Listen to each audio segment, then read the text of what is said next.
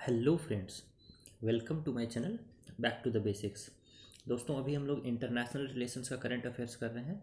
मई, जून, जुलाई और अगस्त 2023 का current affairs हो चुका है। अभी हम लोग सितंबर 2023 का करंट अफेयर्स आईआर का देखने जाने वाले हैं। ठीक है, देखेंगे तो दोस्तों मैं एक बार आपको बता दूं। देखिए, चैनल को आप सब्सक्राइब कर लीजिए क्योंकि आपको इससे सिर्फ और सिर्फ रिलेवेंट कंटेंट मिलेंगे। ठीक है, आप एक बार प्लेलिस्ट जा करके चेक कर सकते हैं, अलग अलग वीडियोस देख सकते हैं। ठीक है, and after that if you think this channel can help you in your journey of civil services preparation, then you must subscribe. Anyways, ये जो करंट अफेयर्स है कैसे डील करें हम लोग, 3 टाइप के टॉपिक्स हैं। एक है जो कि प्रीलिम्स के लिए इम्पॉर्टेंट है, एक प्रीलिम्स के लिए थोड़ा मेनली मेंस के लिए इम्पॉर्टेंट है, और तीसरा जो किसी भी चीज़ के लिए इम्पोर्टेंट है। ऐसे ही बातों की बातें हैं, बातों की बातों पर हम लोग कुछ भी फोकस नहीं करेंगे। जो मेनली मेंस के लिए इम्पोर्टेंट है we will read it out but we will not write it. ठीक है, एंड जो पॉइंट्स प्रीलिम्स के लिए इम्पोर्टेंट है I will ask you to write it down in your notes. ठीक है, चलिए स्टार्ट करते हैं करंट अफेयर्स इंटरनेशनल रिलेशंस। तो दोस्तों, सबसे पहले आर्टिकल है इंडिया एंड G20 के ऊपर में। ठीक है, 2023 में G20 का प्रेसिडेंसी इंडिया के पास था। Presidency of G20 was with India. ठीक है, और थीम था वसुधैव कुटुंबकम। ठीक है, और या फिर one earth one family one future. Please write it down. ठीक है, थीम क्या था? वसुधैव कुटुंबकम, one earth one family one future. G20 के बारे में चलिए देखते चलते हैं। तो G20 जी दोस्तों है premium forum for international economic cooperation. ठीक है, G20 क्या है? एक प्रीमियम फोरम है for international economic cooperation that meets regularly to discuss the pressing issues facing the global economy. ठीक है, इसको 1999 में फाउंड किया गया था दोस्तों, after the Asian financial crisis. Purpose इसका क्या है? It plays an important role in shaping and strengthening global architecture and governance on all major international economic issues. Mainly समझ लीजिए कि मेजर इंटरनेशनल इकोनॉमिक इशूज को ये टारगेट करता है। लेकिन देखिए, इकोनॉमी कोई ऐसा नहीं कि सेपरेट आइटम है। अब इकोनॉमी की बात हो रही है तो वहाँ इन्वायरमेंट की, क्लाइमेट चेंज की बात होगी ही, वहाँ 2 कंट्रीज के बीच में लड़ाई हो रही है तो उसकी बात होगी ही, क्योंकि everything impacts economy in one way और अदर। वर्किंग कैसे होता है दोस्तों? तो G20 का समिट हर साल ऑर्गेनाइज किया जाता है। ठीक है, प्रेसिडेंसी इसका जो है वो रोटेट करता है। ठीक है, प्रेसिडेंसी इज सपोर्टेड बाय ट्रॉइका। ट्रॉइका क्या होता है दोस्तों? अभी जिस कंट्री के पास प्रेसिडेंसी है वो कंट्री, इसके 1 साल पहले जिस कंट्री के पास प्रेसिडेंसी थी वो कंट्री, और 1 साल के बाद जिस कंट्री के पास प्रेसिडेंसी आएगी वो कंट्री। इन तीनों कंट्रीज को मिला करके बोलते हैं ट्रॉइका। इसीलिए इसके पास सेक्रेटेरिएट नहीं होता है। ये जो ट्रॉइका होती है, ट्रॉइका रिमेंबर, जिस कंट्री के पास प्रेसिडेंसी है that country, the country which had presidency in the previous year that country, and the country which will have the presidency in the next year that country. तो including all this 3 countries it is called troika, और troika ही इसका secretariat वगैरह manage करती है। देखिए, India के पास 2023 में थी प्रेसिडेंसी। ठीक है, इंडिया से पहले प्रेसिडेंसी थी इंडोनेशिया के पास, और 24 में ब्राज़ील के पास होगी। ठीक है, तो आप समझ लीजिए कि इंडोनेशिया, इंडिया और ब्राज़ील ट्रॉइका फॉर्म कर रहे थे। ठीक है, 2 ट्रैक्स होते हैं इसमें, पैरेलल ट्रैक्स जिस पर बात होता है। एक होता है फाइनेंस ट्रैक और एक होता है शेरपा ट्रैक। शेरपा ट्रैक में हर कंट्री अपना अपना एक शेरपा नियुक्त कर देता है। जैसे इंडिया के शेरपा थे अमिताभ कांत, और सभी शेरपाज आपस में मिलकर के बात करते हैं। नाउ इम्पॉर्टेंट पॉइंट, इसको प्लीज़ लिख लीजिएगा कि रोटेटिंग प्रेसिडेंसी, ट्रॉइका, करेंट ट्रॉइका के बारे में लिख लीजिएगा। ठीक है, 2 ट्रैक होते हैं, finance track and Sherpa track. और ये पॉइंट जरूर लिख लीजिएगा कि it does not have any permanent secretariat और स्टाफ। ठीक है, इसको लिख लीजिए। Members, again you have to write it down. US, China, UK, India, Indonesia, European Union, African Union. ठीक है, अफ्रीकन यूनियन की बात करेंगे, Russia, Mexico, South Korea, Argentina, France, Brazil, Germany, South Africa, Canada, Australia, Turkey, Italy, Saudi Arabia and Japan. ठीक है, तो ये आपको याद रखना है। ये अब G20 में दोस्तों अफ्रीकन यूनियन को जोड़ा गया है 2023 में ही, यानी इंडिया के प्रेसिडेंसी के अंतर्गत ये डिसीजन लिया गया कि African union will also be a part of G20। ठीक है, so now G20 has in a way become G21, but इसका नाम अभी भी G20 ही है। ठीक है। African union is has also become a part of G20 इन 2023।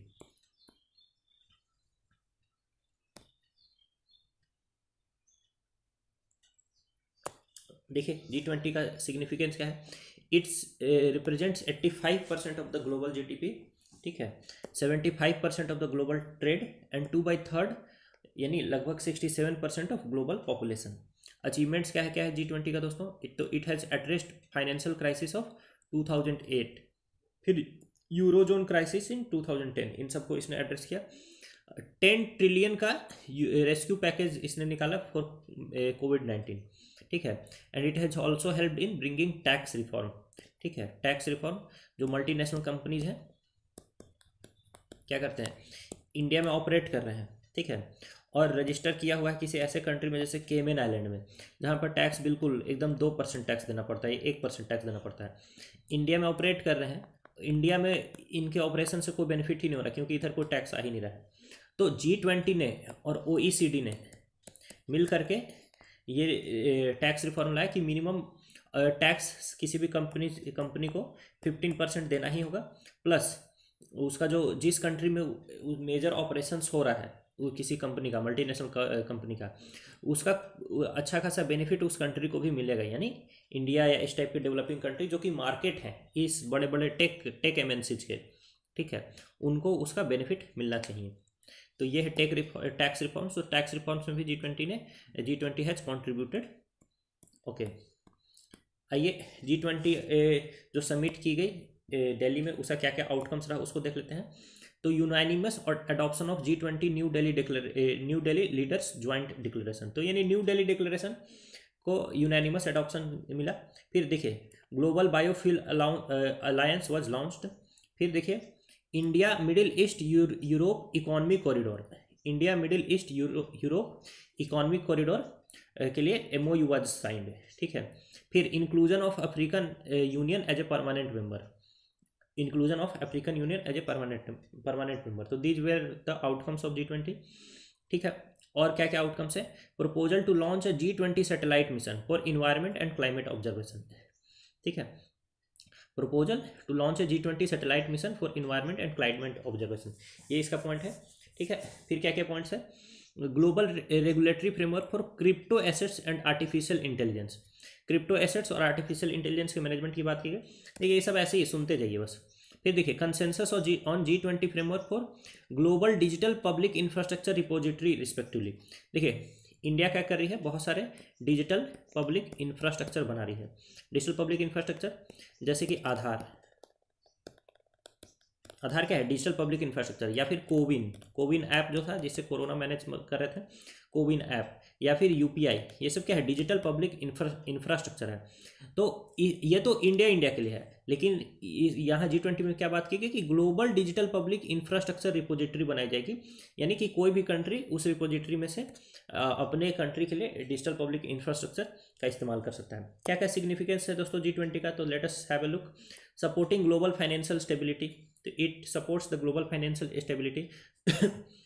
फिर एड्रेसिंग ग्लोबल डेवलपमेंटल चैलेंजेज, ठीक है, जैसे पॉवर्टी रिडक्शन के लिए काम करना, इंफ्रास्ट्रक्चर फाइनेंसिंग के लिए काम करना एंड सस्टेनेबल डेवलपमेंट के लिए काम करना।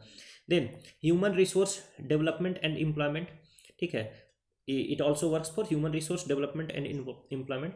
जैसे 25x25 गोल है दोस्तों, you will write this. 25x25 goal है G20 का, ठीक है, जिसको कि 2014 में साइन किया गया था, वो सब मत लिखिए, बस ये लिख लीजिए कि 25x25 गोल क्या है, G20 का ये गोल है to reduce the gender gap in labour force participation by 25% by 25।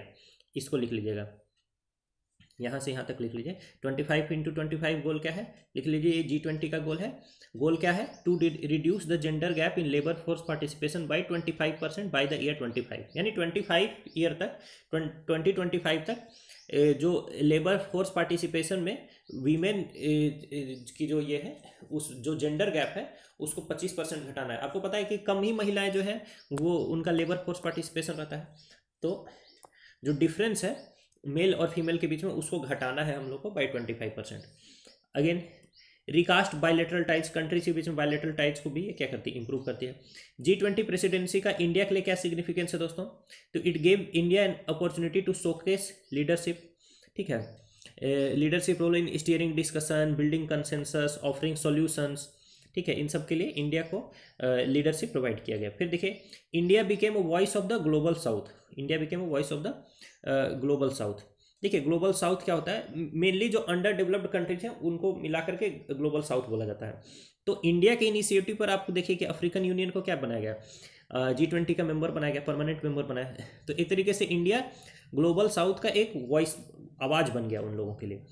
फिर देखिए इकोनॉमिक अपॉर्चुनिटीज़, ठीक है, बहुत सारे इन्वेस्टमेंट के अपॉर्चुनिटीज आए इंडिया के लिए इसी दौरान, ठीक है। It also help India in extending its footprint अलग अलग सेक्टर्स में, जैसे टेक्नोलॉजी एडवांसमेंट में, in heritage, in culture and tradition, ठीक है।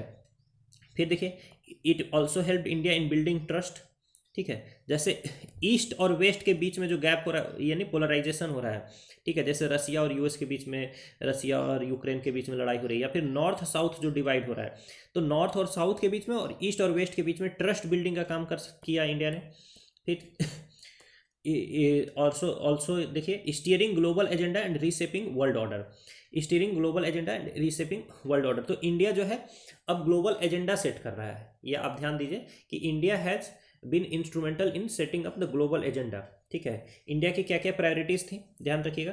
तो focus was on green development, climate finance and life, accelerated inclusive and resilient growth, accelerating progress on sustainable development goals, technological transformation and digital public infrastructure, multilateral institutions for the 21st century and women led development, ठीक है। तो these were the India's G20 priorities, green development, climate finance and life, accelerated inclusive and resilient growth, accelerating progress on sustainable development goals, technological transformation and digital public infrastructure, multilateral institutions for 21st century and women led growth, ठीक है। so just read it them out for your mains।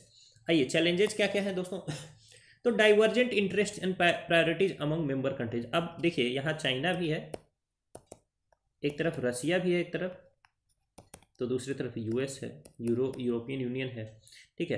तो इनका बीच में क्या है, diverging interest है, it is clear. फिर देखिए lack of effective power, G20 is not a legally binding institution, तो इफेक्टिव पावर है ही नहीं, कुछ भी डिसीजन ले लो कोई फर्क नहीं पड़ता है। जियो पॉलिटिकल टेंशंस, आपको पता है कि अभी वर्ल्ड में जियो पॉलिटिकल टेंशंस बहुत ज़्यादा इंक्रीज कर रहे हैं, तो that is a problem. Inadequate response to global challenges, जो ग्लोबल चैलेंजेस इमर्ज कर रहे हैं उनके लिए कोई रिस्पांस जो है वो सही नहीं है, ठीक है। जैसे क्लाइमेट चेंज है उससे बस बात ही बात हुई जा रही है, इनइक्वालिटी है वो कहाँ घट रही है, बढ़ते ही जा रही है। फिर देखिए limited accountability and transparency, that is also one problem, क्योंकि G20 के जितने भी मीटिंग्स होते हैं वो सब क्या है कि बिहाइंड क्लोज डोर्स होते हैं मेनली, ठीक है। तो इसमें कोई ट्रांसपेरेंसी नहीं है। फिर देखिए there is rising protectionism, even जो इंडियन इकोनॉमिक रिव्यू आया है, अभी इंडियन इकोनॉमिक रिव्यू है, उसमें 3 चैलेंजेस बात किए हैं दोस्तों इंडियन इकोनॉमिक रिव्यू ने। तो उसमें एक ये बात किया है कि जो ग्लोबलाइजेशन का जो दौर है, यानी हाइपर ग्लोबलाइजेशन की, बहुत ज़्यादा स्ट्रॉन्ग जो ग्लोबलाइजेशन का ट्रेंड अब खत्म होने को है, ये एक प्रॉब्लम है। एक आर्टिफिशियल इंटेलिजेंस के कारण प्रॉब्लम है, और एक प्रॉब्लम है ड्यू टू एनर्जी ट्रांजिशन, ठीक है। तो उसमें भी एक प्रॉब्लम मार्क किया गया है कि राइजिंग प्रोटेक्शनिज्म। अब लोग जो है ग्लोबलाइजेशन से, जो कंट्रीज ग्लोबलाइजेशन के ऊपर जोर देती थी, फोकस करती थी, जैसे यूएस, ठीक है, या यूरोपियन कंट्रीज, अब वो खुद को प्रोटेक्शनिज्म अपने को जो है वो प्रोटेक्शनिज्म के पॉलिसीज के अंदर बचाने का प्रयास कर रहे हैं, तो दैट इज अनदर प्रॉब्लम। फिर आइए वे फॉरवर्ड क्या क्या है, तो we should focus on inclusivity, क्योंकि सारे जो मेंबर स्टेट्स हैं और नॉन स्टेट एक्टर्स हैं सभी को कुछ ना कुछ बेनिफिट होना चाहिए। फिर देखिए अवॉइडिंग इंटरनल कॉन्फ्लिक्ट्स, जो भी कंट्रीज के बीच में इंटरनल कॉन्फ्लिक्ट्स हैं उसको अवॉइड करिए। इफेक्टिव इम्प्लीमेंटेशन, जितने भी समिट्स में डिसीजन ले जाते हैं उसको इम्प्लीमेंट करना भी ज़रूरी है। फिर मेंटेनिंग कॉन्टिन्यूटी, ठीक है, यानी जो भी इश्यूज हैं उस पर सस्टेन्ड बेसिस में बात होते रहना चाहिए, ठीक है। आइए जो न्यू दिल्ली डिक्लेरेशन साइन किया गया दोस्तों, उसका हाईलाइट्स हम लोग देख लेते हैं। न्यू दिल्ली डिक्लेरेशन, देखिए जब भी G20 समिट होता है तो जो भी कंट्री उसकी प्रेसिडेंसी संभाले रहती है, तो अंत में सभी कंट्रीज को मिला करके, यानी सारे G20 के मेंबर्स को मिला करके एक डिक्लेरेशन साइन किया जाता है on all the global issues, ठीक है। तो उसी का नाम है, इंडिया में जो इंडियन प्रेसिडेंसी के अंदर जो डॉक्यूमेंट साइन किया गया उसका नाम था न्यू दिल्ली डिक्लेरेशन। इसमें देखते जाइए क्या क्या है। तो जैसे एक थीम है accelerating progress on sustainable development goals. तो G20 ने एंडोर्स किया harnessing data for development, harnessing data for development, इसको लिख लीजिए, हार्नेसिंग डेटा फॉर डेवलपमेंट। तो ये कहाँ पर एक बात की गई है इसके बारे में, तो G20 के अंदर ये सब बात की गई, बस इतना लिख लीजिए इसको, ठीक है। Strengthening the agricultural market information system and group on earth observations global agricultural monitoring, ठीक है। फिर वन हेल्थ अप्रोच की भी बात की गई। फिर आ जाइए strong sustainable balanced and inclusive growth. तो strong sustainable balance and inclusive growth के लिए क्या क्या किया गया दोस्तों, तो ये लाया गया फाइनेंशियल इंक्लूजन एक्शन प्लान लाया गया, financial inclusion action plan FIAP, इसको भी प्लीज लिख लीजिए कि ये G20 दिल्ली डिक्लेरेशन में इसको लाया गया, प्लीज राइट इट डाउन। फिर देखिए adoption of G20 generic framework for mapping global value chains, इसको भी लिख लीजिए, ठीक है, प्लीज राइट इट डाउन कि G20 generic framework for mapping global value chains, ठीक है। तो ये G20 दिल्ली डिक्लेरेशन का पार्ट है, दिल्ली डिक्लेरेशन ऐसे लिख लीजिए। फिर देखिए establishment of startup 20 engagement group, ठीक है, ये उतना इंपॉर्टेंट नहीं है। फिर दोस्तों वीमेन एम्पावरमेंट के लिए क्या किया गया, तो creation of a full fledged working group on women's empowerment, तो एक पूरा वर्किंग ग्रुप बना दिया गया वीमेन एम्पावरमेंट के लिए। फिर देखिए multilateral institutions for 21st century, इसके लिए क्या बात किया गया दोस्तों, तो एग्रीमेंट ऑन UNGA मतलब UNSC रिफॉर्म के लिए बात किया गया G20 में पहली बार, ठीक है। फिर मल्टीलेटरल जो डेवलपमेंट बैंक्स हैं उनको और थोड़ा ट्रांसपेरेंट बनाने के लिए बात किया गया, उनकी जो कैपिटल एडिक्वेसी फ्रेमवर्क है, देखिए जो बैंक्स किसी कंट्री में होती है तो उसके कैपिटल एडिक्वेसी की तो बात की जाती है बेसल नॉर्म्स के तहत, लेकिन जो मल्टीलेटरल डेवलपमेंट बैंक्स है जैसे Asian infrastructure and investment bank, ठीक है, या फिर Asian infrastructure and investment bank, या फिर एशियन डेवलपमेंट बैंक, या फिर वर्ल्ड बैंक IMF, इन सब की कैपिटल एडिक्वेसी फ्रेमवर्क पर कोई ज़्यादा बात नहीं होती है, ठीक है। तो ये भी बात किया गया, ठीक है। फिर आइए technological transformation and digital public infrastructure के लिए क्या किया गया, तो proposal for one future alliance और voluntary initiative for supporting implementing digital public infrastructure in low middle income countries, ठीक है। इसको प्लीज शॉर्ट में आप लिखेंगे। तो वन फ्यूचर अलायंस क्या है, तो वन फ्यूचर अलायंस ये निकला है G20 दिल्ली डिक्लेरेशन में, ठीक है। और ये बात किस चीज़ का करता है, ठीक है, to implement digital public infrastructure in low and middle income countries, बस इतना आप लिख लीजिए, एक लाइन से ज़्यादा नहीं लिखना है। फिर देखिए India plans to build global digital public infrastructure repository, सभी कंट्रीज के लिए इंडिया ये बनाना चाहता है global digital public infrastructure repository. Then joint road map to support a coordinated and comprehensive policy and, ये सब ठीक है, ये सब इंपॉर्टेंट नहीं है। फिर देखिए दोस्तों इंटरनेशनल टैक्सेशन के लिए reaffirms commitment to twin pillars of international package, ये ट्विन पिलर वही है दोस्तों, प्रॉफिट जो टेक MNCs हैं, बड़े बड़े टेक MNCs हैं, ठीक है, वो क्या कर रहे हैं कि अपना प्रॉफिट मतलब रजिस्टर कर रहे हैं, ले रहे हैं जैसे केमेन आइलैंड वगैरह से, जहाँ पर बहुत कम टैक्स लगता है, ठीक है। तो बहुत कम टैक्स लगता है तो टैक्स देने से बच जा रहे हैं, और जिस कंट्री में ऑपरेट कर रहे हैं उस कंट्री को इसका कोई बेनिफिट नहीं हो रहा है। तो इसी के लिए लाया गया है ट्विन पिलर्स। ट्विन पिलर्स क्या क्या है, तो पहले तो मिनिमम टैक्सेशन करो इन टेक MNCs का, कहीं पे भी तुम अपने आप को रजिस्टर करा लो भाई, 15% टैक्स तो तुमको देना ही होगा, तो this has become minimum taxation. फिर दूसरी बात क्या है कि जिस कंट्री में तुम ऑपरेट कर रहे हो वहाँ पर उस प्रॉफिट का एलोकेशन भी होगा, तो this is twin pillars of international package.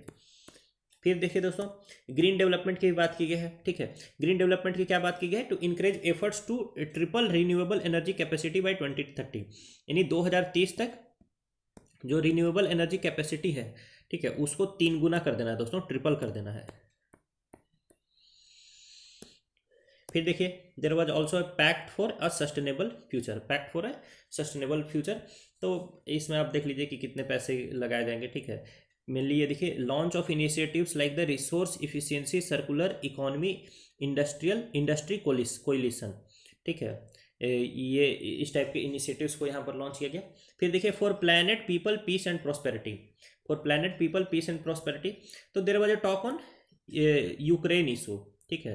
तो यूक्रेन इस ऊपर बात किया गया कि देखिए कि एडवर्स इंपैक्ट हो रहा है रशिया यूक्रेन वॉर का ग्लोबल इकोनॉमी पर, इस बारे में बात किया गया। And welcomed constructive initiatives that support a comprehensive just and durable peace. Comprehensive peace होना चाहिए, जस्ट पीस होना चाहिए, ठीक है, एंड ड्यूरेबल पीस होना चाहिए, यानी कि आज सीज फायर एग्रीमेंट कर लिया फिर कल से लड़ाई शुरू। फिर देखिए promotion of thematic road maps and principles.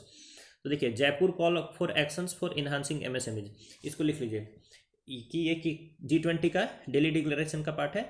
Jaipur call for action किसके लिए है? फॉर एमएसएमईज, ठीक है। चेन्नई हाई लेवल प्रिंसिपल्स किसके लिए है? फॉर ब्लू इकोनॉमी या ओशियन इकोनॉमी। और देख लीजिए गांधीनगर इम्प्लीमेंटेशन रोड मैप किसके लिए है?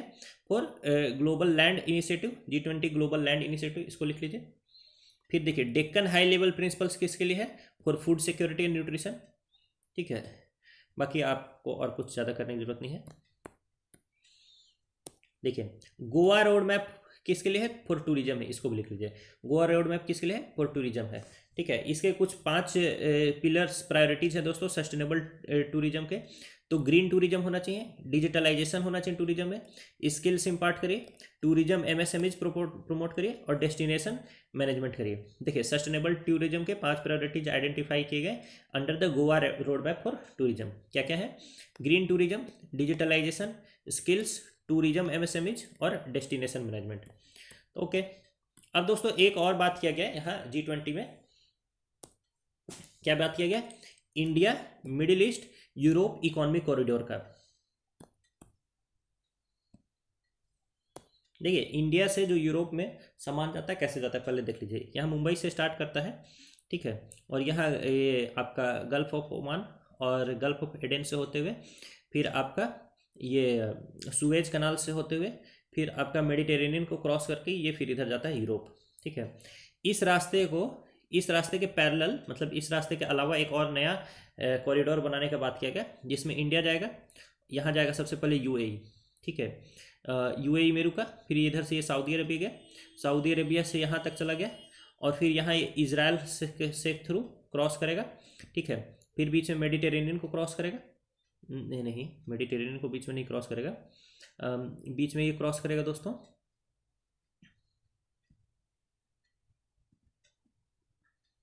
हाँ बीच में इस मेडिटेरेनियन को क्रॉस करेगा और फिर ये जाएगा सीधा आपका ग्रीस, ठीक है, और ग्रीस से फिर ये यूरोप के पास चला जाएगा, ठीक है। तो इस रास्ते की बात की गई, ठीक है। अब देखिए इसमें इंपॉर्टेंट क्या क्या है प्रीलिम्स के लिए, पहले वो समझ लीजिए कि 2 कॉरिडोर बनेंगे। एक तो ईस्ट कॉरिडोर जो कि इंडिया को अरबियन गल्फ से कनेक्ट करेगा, दूसरा नॉर्दर्न कॉरिडोर बनेगा जो कि अरबियन गल्फ को यूरोप से कनेक्ट करेगा, इतना लिख लीजिए। उसके बाद सिटीज़ का नाम लिख लीजिए, जिन जिन सिटीज़ का मेंशन आया है, ठीक है, सिटीज़ का नाम लिख लीजिए। ये जाबेल अली कहाँ पर है? जाबेल अली है यूएई में, please write it down, Jebel Ali is in UAE. फिर देखिए अल अल अल गुआइफत कहाँ पर है? यूएई। अल गुआइफत कहाँ पर है? यूएई। फिर देखिए हराद कहाँ पर है? Saudi Arabia. रियाद कहाँ है? Saudi Arabia. फिर देखिए अल हदीथा कहाँ है? Saudi Arabia. अल हदीथा कहाँ है? Saudi Arabia. फिर देखिए हाइफा कहाँ है? Israel. Haifa is in Israel. एक हाइफा चौक आपका दिल्ली में भी है, वो उसका क्या सिग्निफिकेंस है वो आप मुझे बताइएगा। फिर देखिए पाइरेयस कहाँ पर है? ग्रीस में है। तो राइट ऑल दीज प्लेसेस, ठीक है। इस तरह से आपसे प्लेसेस इन यूज करके पूछा जा सकता है। अब आइए दोस्तों, ये प्रीलिम्स के लिए पूरी तरह से कवर हो गया, ठीक है। अब इसमें बस आपको सुनते जाना है कि कौन कौन से कंट्री के बीच में एमओयू साइन किया गया है फॉर आईमेक। इसका नाम है IMEC, India Middle East Europe economic corridor. तो साइन किया गया India, US, Saudi Arabia, European Union, UAE, France, Germany and Italy, इन सब के बीच में साइन किया गया है। ये जो आईमेक होगा दोस्तों उसमें rail road, ship to rail networks और रोड ट्रांसपोर्ट रूट सब कुछ बिल्ड किया जाएगा। देखिए ये क्या करेगा? Reliable and cost effective cross border ship to rail transport ये सब करेगा। गुड्स एंड सर्विसेज के ट्रांजिट में हेल्प करेगा between India, UAE, Saudi Arabia, Jordan, Israel and Europe, इन सभी कंट्रीज को ये कनेक्ट करेगा दोस्तों, ठीक है। केबल भी बिछाया जाएगा दोस्तों इलेक्ट्रिसिटी के लिए और डिजिटल कनेक्टिविटी के लिए। फिर पाइप भी बिछाया जाएगा क्लीन हाइड्रोजन एक्सपोर्ट के लिए, ठीक है। और ये जो प्रोजेक्ट है यानी कि आईमेक पार्ट है एक बड़े प्रोजेक्ट का जिसका नाम है PGII, please write it down. IMEC is a part of PGII। PGII क्या है? Partnership for global infrastructure and investment. Please write it down कि IMEC is a part of PGII, इसका फुल फॉर्म भी लिख लीजिए, ठीक है। और PGII is an initiative of G7, इसको ऐसे कर लीजिए, PGII is an initiative of G7 to counter belt and road initiative of China. इतना आपको लिखना है दोस्तों। एनीवेज,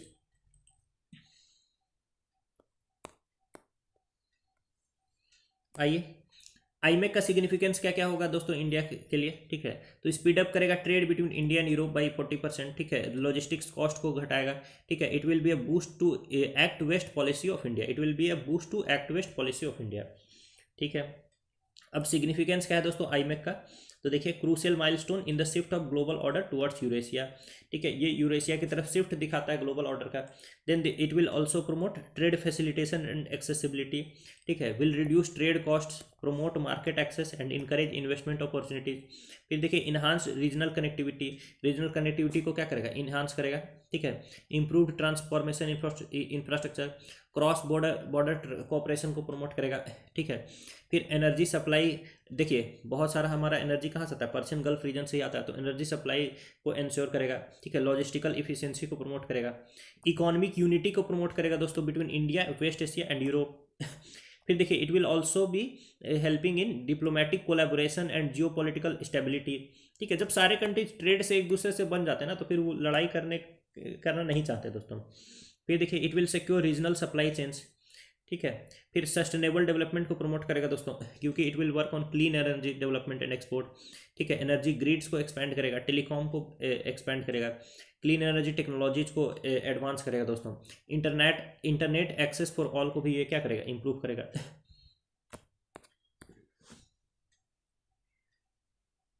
अब देखिए थोड़ा सा कंपैरिजन हम लोग देख लेते हैं। जो आईमेक है, ठीक है, India Middle East Europe economic corridor और चाइना का जो बेल्ट एंड रोड इनिशिएटिव है, दोनों को हम लोग थोड़ा कंपेयर करते हैं। तो जो चाइना का जो बेल्ट एंड रोड इनिशिएटिव है, इसको बोला जाता है न्यू सिल्क रूट। चाइना का आपको पता है एक ओल्ड सिल्क रूट था, पहले ज़माने में जो सिल्क रूट था दोस्तों, उसके थ्रू क्या करता था, चाइना से बहुत सारी चीज़ें जो है यूरोप तक एक्सपोर्ट की जाती थी। और जो बेल्ट एंड रोड इनिशिएटिव है वो भी कहीं ना कहीं न्यू सिल्क रूट की तरह ही उसको बनाने की कोशिश कर रहा है चाइना, ठीक है। इसमें अभी तक 150 कंट्रीज ने दोस्तों कोऑपरेशन के लिए साइन कर लिया है और 30 इंटरनेशनल ऑर्गेनाइजेशंस भी इसमें एनरोल हो चुके हैं and it has created more than 3000 projects. So it is huge दोस्तों, belt and road initiative is huge, ठीक है। आई दोनों को कंपेयर करते हैं। तो आईमेक का डिजाइन क्या होगा, कोलैबोरेटिव कंसल्टेशन, सभी कंट्रीज मिलजुल करके डिसाइड करेंगे। लेकिन Belt and road Initiative it is centrally designed, mainly China इसका डिसीजन मेकर है। बेनिफिट्स किसके लिए, बेनिफिट्स के लिए होगा आईमेक जो होगा for common benefit of all countries. और BRI किसके लिए है, it will serve the China's interest, mainly China के इंटरेस्ट को सर्व करेगा। एम्प्लॉयमेंट दोस्तों, आईमेक जो है वो लोकल एम्प्लॉयमेंट को प्रमोट करेगा, ठीक है। लेकिन BRI मेनली जो है आपका चाइनीज कंपनीज और चाइनीज कंपनीज के अंतर्गत वो लोग जिसको भी एम्प्लॉय करना चाहें, मेनली चाइनीज को ही एम्प्लॉयमेंट प्रोवाइड करता है। फिर डेट प्रैक्टिसेस क्या है दोस्तों, इसमें इंटरनेशनल जो बेस्ट इंटरनेशनल डेट प्रैक्टिसेस है उसको फॉलो की जाती है, जिसमें ट्रांसपेरेंसी रहती है। लेकिन जो बेल्ट एंड रोड इनिशिएटिव है इसमें दोस्तों अनसस्टेनेबल एंड आपका ओपेक डेट दिया जाता है, ठीक है। इसके कारण कई कंट्रीज दोस्तों डेट ट्रैप में भी फंस जाते हैं। फिर देखिए आईमेक के लिए क्या क्या चैलेंजेज हैं, इसको देख लीजिए। तो देखिए जियोपॉलिटिक्स जो है इस रीजन का वो बहुत कॉम्प्लेक्स है। अब सऊदी अरबिया और इजराइल दोनों इसका पार्ट है, ठीक है। और अब इजराइल इज अटैकिंग पैलेस्टीनियंस, ठीक है। And it will it will be a hindrance for the implementation of IMEC, ठीक है। फिर देखिए एग्जिस्टिंग राइवलरीज है इस रीजन में दोस्तों, ठीक है। इस रीजन में एग्जिस्टिंग राइवलरीज है कैसे, जैसे इजिप्ट का जो डोमिनेंस है इस अब हम घट जाएगा, क्योंकि अभी हम लोग इजिप्ट के रास्ते सुएज कैनाल से मेडिटेरेनियन को एक्सेस करते हैं, फिर यूरोप जाते हैं। फिर लेकिन अब हम लोग क्या करना चाह रहे हैं, इजिप्ट को बाईपास करना चाह रहे हैं, हम लोग डायरेक्टली जाना चाह रहे हैं Mediterranean through UAE, Saudi Arabia and Israel, ठीक है। तो इससे इजिप्ट का जो है डोमिनेंस घट जाएगा। तो इजिप्ट ऐसा भी कर सकता है ना कि रास्ते में कुछ अड़ंगा लगाने की कोशिश करेगा। फिर देखिए लॉजिस्टिकल चैलेंज भी बहुत सारे हैं, क्योंकि देखिए ये डायरेक्ट नहीं है कि सीधा रोड से चले गए या सीधा रेल से चले गए या सीधा पानी से चले गए। पहले मुंबई से UAE जाना है पानी से, फिर UAE से सऊदी अरबिया इजराइल तक जाना है ज़मीन से, फिर वहाँ से हम लोग को इजराइल से आगे, फिर मेडिटेरेनियन यानी फिर पानी से जाना है। तो ये सब लॉजिस्टिकल चैलेंजेस है। फिर देखिए सिक्योरिटी कंसर्न्स भी हैं, ठीक है। रास्ते में आपको पता है कि हाउथी रिबल्स काफ़ी एक्टिव हो गए हैं। हाउथी रिबल्स, हमास, हिजबुल्ला, ठीक है, जिसको एक्सिस ऑफ रेजिस्टेंस बोला जाता है, एक्सिस ऑफ रेजिस्टेंस। ये बहुत सारे टेररिस्ट ऑर्गेनाइजेशंस हैं जिनको ईरान फंड करता है और सपोर्ट प्रोवाइड करता है, ठीक है। तो एक्सिस ऑफ रेजिस्टेंस में मेनली है हमास, ठीक है, हिजबुल्ला, हाउथीज, और भी हैं एक दो टेररिस्ट ऑर्गेनाइजेशंस हैं, आप ध्यान देख लीजिएगा उसको कभी न्यूज़ में। तो उनसे भी प्रॉब्लम है इस रीजन में। फिर देखिए मल्टी मोडल रूट का भी प्रॉब्लम है। ये सिंगल मॉडल तो है नहीं कि एक ही रास्ते जा रहे हैं, जैसे सिर्फ जमीन के रास्ते जा रहे हैं, सिर्फ सी के रास्ते जा रहे हैं, तो दैट इज अ प्रॉब्लम। फिर फाइनेंशियल कमिटमेंट का भी प्रॉब्लम है दोस्तों। There is a lack of commitment regarding the financial cost. कौन कितना पैसा इसमें लगाएगा, ठीक है, क्योंकि इसमें तो बहुत खर्च होने वाला है, तो दैट इज अ प्रॉब्लम। देखिए let's come to the way forward. तो establish diplomatic dialogue and unified vision, ठीक है, डिप्लोमेटिक डायलॉग और यूनिफाइड विजन को हम लोग प्रमोट कर सकते हैं। Then we can harmonise regulatory frameworks such as custom procedure. जब इतने कंट्रीज के बीच में सामान को उतारा जाएगा, चढ़ाया जाएगा, तो कस्टम प्रोसीजर को हम लोग क्या कर सकते हैं, हार्मोनाइज कर सकते हैं। Strengthen regional cooperation on defence security by sharing intelligence, ठीक है, सभी कंट्रीज आपस में इंटेलिजेंस शेयरिंग के लिए अग्री कर सकते हैं। Create robust financial framework to attract investments from multiple stake holders including governments, international. तो ये सब आप ध्यान दे लीजिए, ठीक है। इंडिया का क्या इंटरेस्ट है दोस्तों मिडिल ईस्ट में? इंडिया का इंटरेस्ट है मिडिल ईस्ट में improved security conditions and enhanced political stability, ठीक है। देखिए यहाँ पर टोटल 3 पोल हैं दोस्तों पावर के मिडिल ईस्ट में, इजराइल, ईरान और सऊदी अरबिया, ठीक है। इंडिया का के साथ दिक्कत क्या है कि या अच्छा ही कह लीजिए, इंडिया की इजराइल से भी अच्छी दोस्ती है, ईरान से भी ठीक ठाक टर्म्स है हमारे, और सऊदी अरबिया से भी ठीक ठाक टर्म्स है। लेकिन सऊदी अरबिया और ईरान का नहीं बनता है, इजराइल और ईरान का नहीं बनता है, तो दैट इज़ अ प्रॉब्लम। लेकिन जब हम लोग इस इनिशिएटिव के पार्ट बनेंगे तो हम लोग कहीं ना कहीं सभी को इकट्ठे ला सकते हैं। फिर देखिए जियो पॉलिटिकल इंटरेस्ट इंडिया का सर्व करता है ये।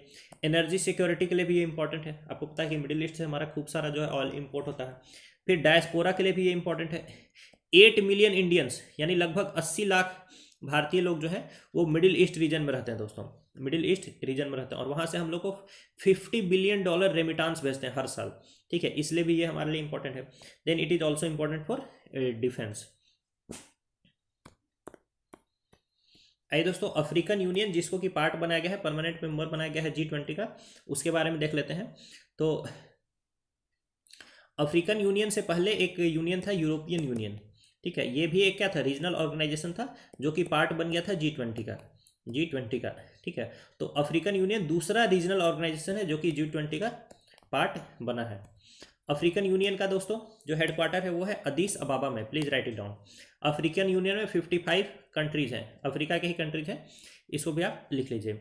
अफ्रीकन यूनियन जो है एक सक्सेसर ऑर्गेनाइजेशन है ऑर्गेनाइजेशन फॉर अफ्रीकन यूनिटी का। पहले ये ऑर्गेनाइजेशन था, इसके बाद इसको रीनेम करके बनाया गया अफ्रीकन यूनियन। तो पहले कौन सा ऑर्गेनाइजेशन था, ऑर्गेनाइजेशन फॉर अफ्रीकन यूनिटी, और इसके बाद बना है AU अफ्रीकन यूनियन। एम क्या है दोस्तों? एम तो नॉर्मल इन सभी का ही रहेगा, इकोनॉमिक डेवलपमेंट प्रमोट करना, ठीक है, सिटीजन इंक्लूजन प्रमोट करना है, कोऑपरेशन सभी कंट्रीज के बीच में, और इंटीग्रेशन ऑफ अफ्रीकन स्टेट्स। देखिए अफ्रीकन यूनियन का जो कंबाइंड GDP है दैट इज ऑफ $3 ट्रिलियन, और सारे जो पॉपुलेशन है इंक्लूडिंग 1.4 बिलियन पीपल, यानी पूरे इंडिया के पॉपुलेशन के बराबर ही है सारे अफ्रीकन यूनियन की पॉपुलेशन। आइए देखते हैं, जैसे अफ्रीकन यूनियन को G20 में इंक्लूड किया गया है तो इसके क्या क्या सिग्निफिकेंस है। तो इसका सिग्निफिकेंस पहले देखते हैं G20 के लिए। तो G20 के लिए सिग्निफिकेंस है, it will utilize Africa's enormous potential in mitigating climate change. आपको पता है कि अफ्रीका जो है वो की रोल प्ले करेगा इन मिटिगेटिंग क्लाइमेट चेंज, क्योंकि अफ्रीका के पास जो वर्ल्ड की रिन्यूएबल एनर्जी एसेट्स का 60% है, और जितने मिनरल्स इंपॉर्टेंट हैं रिन्यूएबल एनर्जी रिसोर्सेज बनाने के लिए उसका 30% भी अफ्रीका के पास है।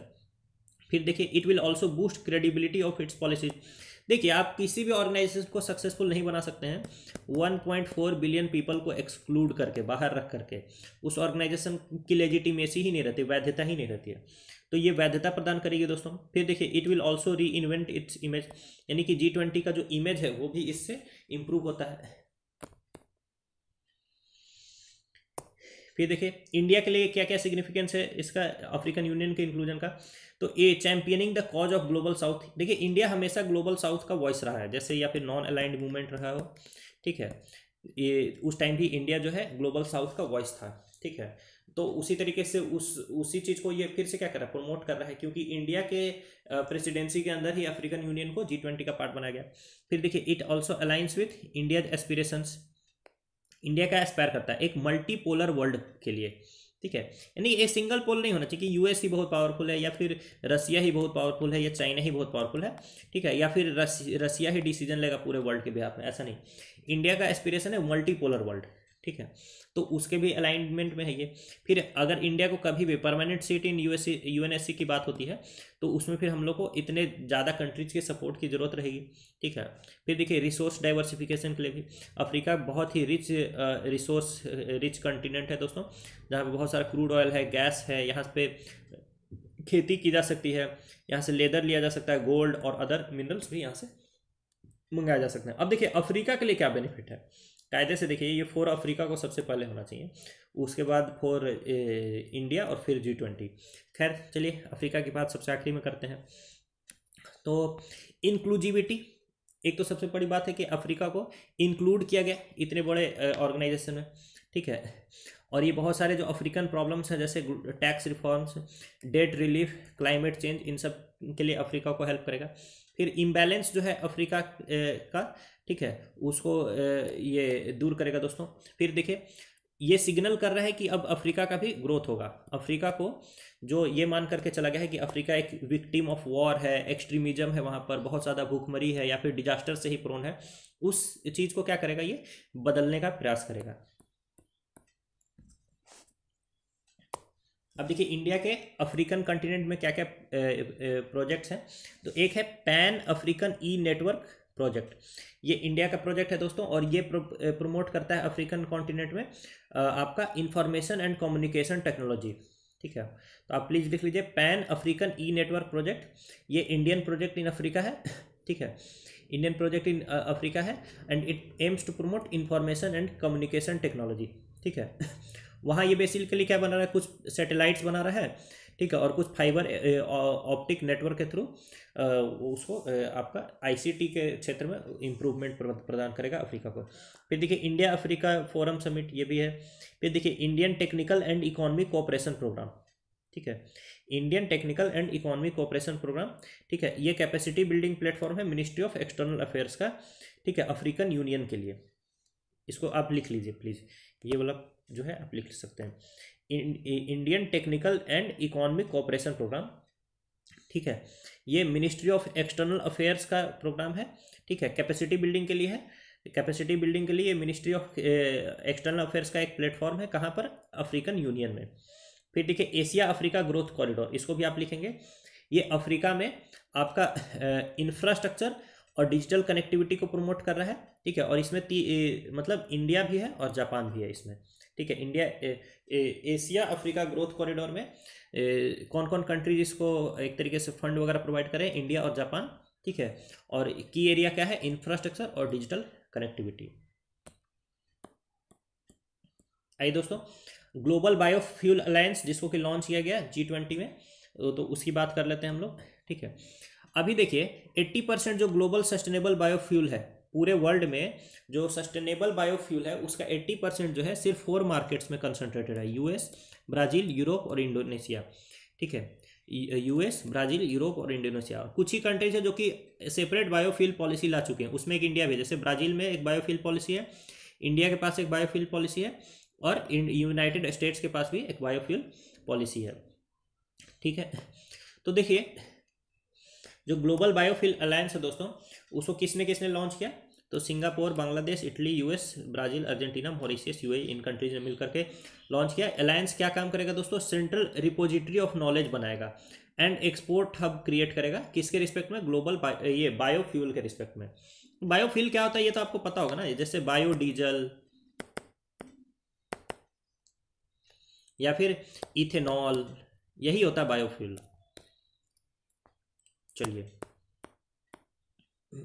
एम क्या है दोस्तों, to serve as a catalytic platform fostering global collaboration on the advancement and wide spread adoption of biofuels. तो ये सब देख लीजिए।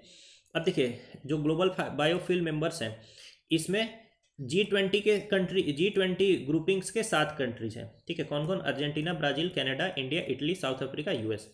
फिर G20 इनवाइटी कंट्रीज में से 4 कंट्रीज हैं, बांग्लादेश, सिंगापुर, मॉरिशस, यूएई। फिर नॉन G20 कंट्रीज में से 8 कंट्रीज हैं, Iceland, Kenya, Guyana, Paraguay, Seychelles, Sri Lanka, Uganda and Finland, ठीक है। तो अब मेरी बात सुन लीजिए, ये सारा आपको लिखना नहीं है, बस एक चीज़ आप लिख लीजिए। कुछ इंटरनेशनल ऑर्गेनाइजेशंस भी हैं, जैसे कि world bank, Asian development bank, world economic forum, international energy agency, ठीक है। अब लिखने की बारी आई, तो आपको बस इतना लिखना है कि global biofuel alliance, global biofuel alliance, इसको लॉन्च किया गया G20 में, G20 समिट के दौरान in the under India presidency, ठीक है। और इसमें मेंबर्स जो हैं वो G20 के भी हैं और नॉन G20 कंट्रीज के भी कुछ कंट्रीज इसमें मेंबर्स हैं। इतना बस आप लिख लीजिए, काम हो गया आपका, प्रीलिम्स का काम ओवर। अब आप आ जाइए सीधे कि बेनिफिट्स क्या क्या हैं ग्लोबल बायोफ्यूल अलायंस के इंडिया के लिए, ठीक है। तो इंडिया के लिए इसके जो बेनिफिट्स हैं कि इंडिया के बायोफ्यूल इनिशिएटिव्स को ये बूस्ट करेगा, जैसे PM-जीवन योजना, सतत, ठीक है, या फिर गोवर्धन स्कीम, इन सबको बूस्ट करेगा। ये करेगा फार्मर्स इनकम को इंक्रीज करने में हेल्प करेगा, और it will also help in creating new jobs. It will help in reducing oil dependency of India. India अभी 80% क्रूड ऑयल को क्या करता है? इंपोर्ट करता है। It will help achieve national targets, ठीक है, जैसे कि 20% इथेनॉल ब्लेंडिंग हम लोग को अचीव करना बाय 2025-2026, तो उसमें भी ये हेल्प करेगा। It will help in additional opportunities for Indian industries, ठीक है। अब नया एक सेक्टर ओपन हो रहा है, तो उसमें बहुत सारी इंडस्ट्री उसमें इन्वेस्ट करेगी, फायदा कमाएगी, तो एक ये है। ग्लोबल बायोफ्यूल अलायंस का जनरल सिग्निफिकेंस क्या है दोस्तों? तो develop a market for biofuels, तो बायोफ्यूल्स के लिए एक मार्केट क्रिएट करेगा दोस्तों ये। फिर है रोबस्ट स्टैंडर्ड्स प्रमोट करेगा, ठीक है, किसके लिए? आपका बायोफ्यूल के अडॉप्शन के लिए, इम्प्लीमेंटेशन के लिए, ठीक है।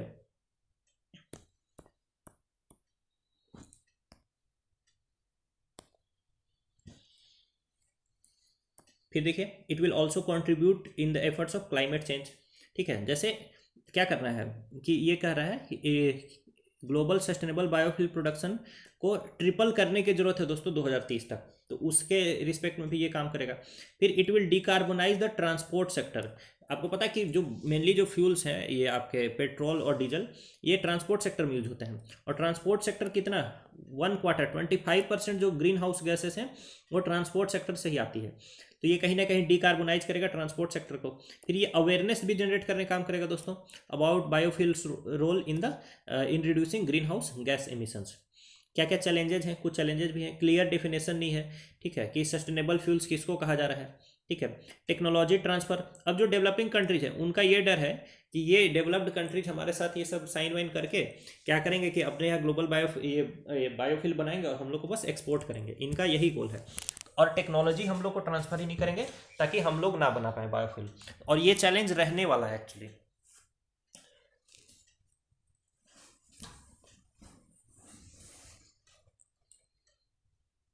फिर देखिए, इसको बहुत सारे कंट्रीज जो है कंटेस्ट करेंगी। कंटेस्ट किस आधार पर करेंगे? जो कंट्रीज अभी ऑयल प्रोड्यूसिंग कंट्रीज हैं उनको ये लगेगा भाई ये ग्लोबल ये बायोफ्यूल अलायंस से क्या है, हमारा तो नुकसान ही है। फिर देखिए, जो बायोफ्यूल्स का जो ग्रोथ है दोस्तों वो बहुत बहुत स्लो है, ठीक है। उसके बाद क्योंकि क्या है, ज़्यादातर फोकस सोलर पर है और विंड पर है। दूसरी बात क्या है, प्रोडक्शन रिलेटेड चैलेंजेस है, जैसे इंडिया में बायोफ्यूल जैसे इथेनॉल बनता है शुगर केन से। अब अगर पूरा शुगर केन को डाइवर्ट कर दिया जाए इथेनॉल प्रोडक्शन के लिए, तो जो चीनी है यानी शुगर है उसका प्राइस बढ़ जाएगा। तो फूड वर्सेस फ्यूल डिबेट यहाँ पर खड़ा हो सकता है दोस्तों, कि फूड इंपॉर्टेंट है या फ्यूल इंपॉर्टेंट है। एनीवेज, अब देखिए दोस्तों, India as a global unifier, तो ये एक ऐसे जनरल आर्टिकल है, it will help you in mains and ऐसे मेनली, ठीक है। तो we will just read it out mainly. तो ग्लोबल यूनिफायर पूरे विश्व को जोड़ने वाले के भूमिका में है इंडिया। तो कैसे है इस भूमिका में? तो इंडिया की प्रेसिडेंसी में जो मोटो था वो था वसुधैव कुटुंबकम, ठीक है, यानी वन अर्थ, वन फैमिली और वन फ्यूचर, ठीक है। वसुधैव कुटुंबकम का मीनिंग है कि वर्ल्ड इज वन फैमिली, ठीक है। और ये दोस्तों आपका एक उपनिषद का फिलॉसफी है, वर्ल्ड इज वन फैमिली, ठीक है। ये क्या इम्फेसाइज करता है, divinity of every living being, यानी हर एक जो जीव जंतु है वो डिवाइन है, मतलब वो उस पर भगवान की, ईश्वर की कृपा है। फिर देखिए वसुधैव कुटुंबकम जो है प्रोग्रेसिव थॉट को भी प्रमोट करता है दोस्तों।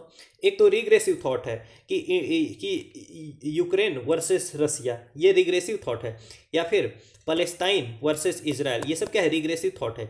लेकिन इंडिया का ये थॉट कि वसुधैव कुटुंबकम, पूरा संपूर्ण विश्व ही एक परिवार है, ये कितना प्रोग्रेसिव थॉट है। फिर देखिए ओरिजिन दोस्तों जो वसुधैव कुटुंबकम का है, ये एक संस्कृत वर्ड है, ठीक है। वसुधा यानी पृथ्वी, और एव यानी पृथ्वी ही, और कुटुंबकम यानी परिवार। तो वसुधैव कुटुंबकम जो है ये संस्कृत से लिया गया है, और संस्कृत में भी इसका मेंशन है महाउपनिषद में, you have to write it down, ठीक है। वसुधैव कुटुंबकम का मेंशन मिलता है महाउपनिषद में और हितोपदेश में, प्लीज इसको लिख लेंगे आप लोग। हितोपदेश को किसने लिखा है, नारायण पंडित ने लिखा है। हितोपदेश को किसने लिखा है, नारायण पंडित ने लिखा है। और पंचतंत्र को किसने लिखा है, पंचतंत्र को लिखने वाले का नाम है विष्णु शर्मा। ये दोनों लगभग सिमिलर किताबें हैं, ठीक है, लेकिन आपको नाम याद रखना कि पंचतंत्र लिखा है विष्णु शर्मा जी ने, और हितोपदेश लिखा है नारायण पंडित ने। और जो वसुधैव कुटुंबकम जो वर्ड है ये संस्कृत का वर्ड है, और ये लिया गया है महाउपनिषद से और हितोपदेश से।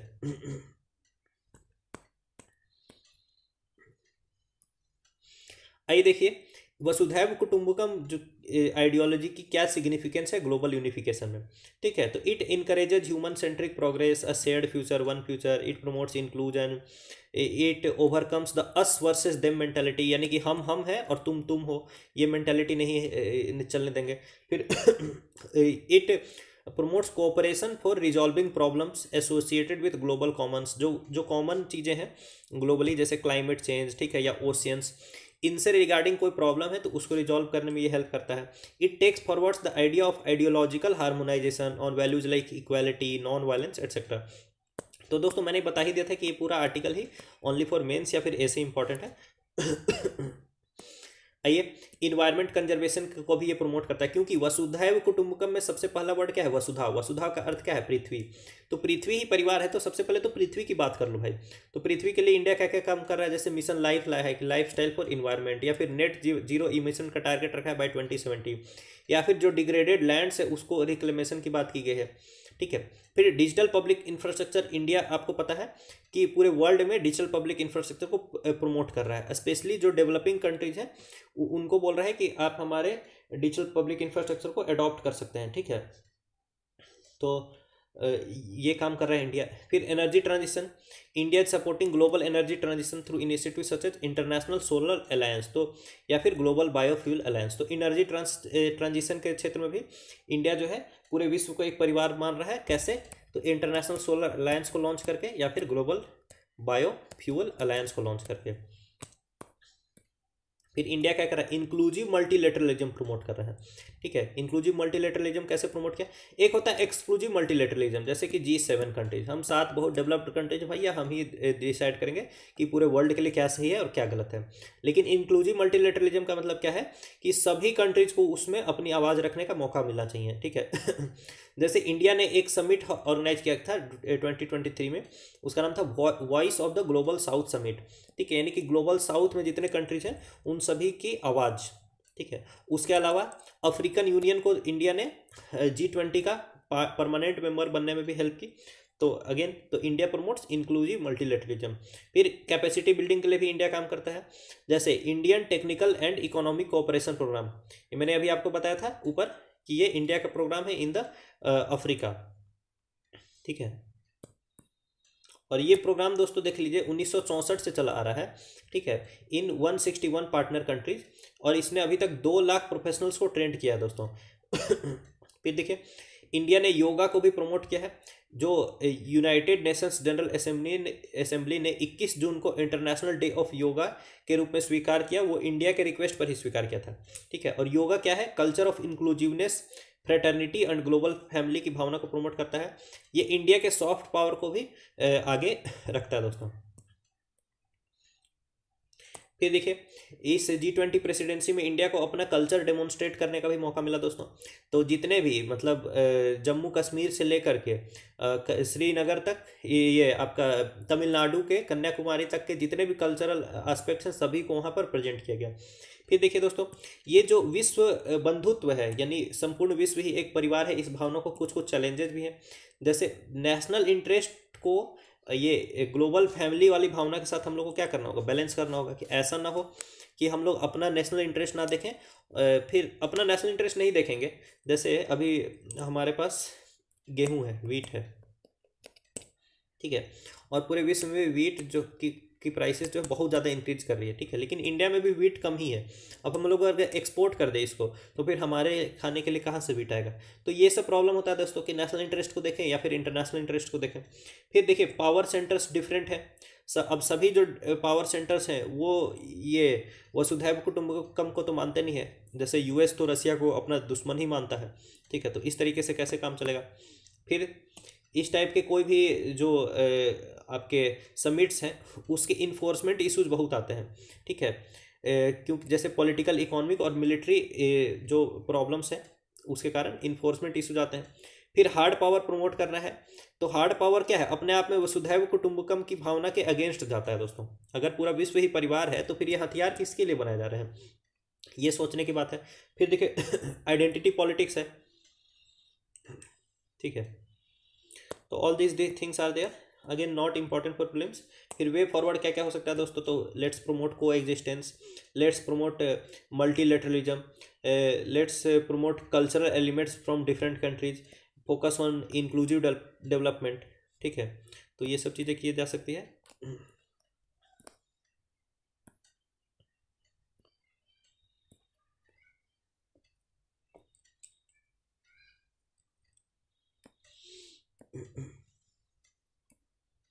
ठीक है दोस्तों, ये जो ग्लोबल साउथ की बात हो रही है, पहले ग्लोबल साउथ का कॉन्सेप्ट क्या है।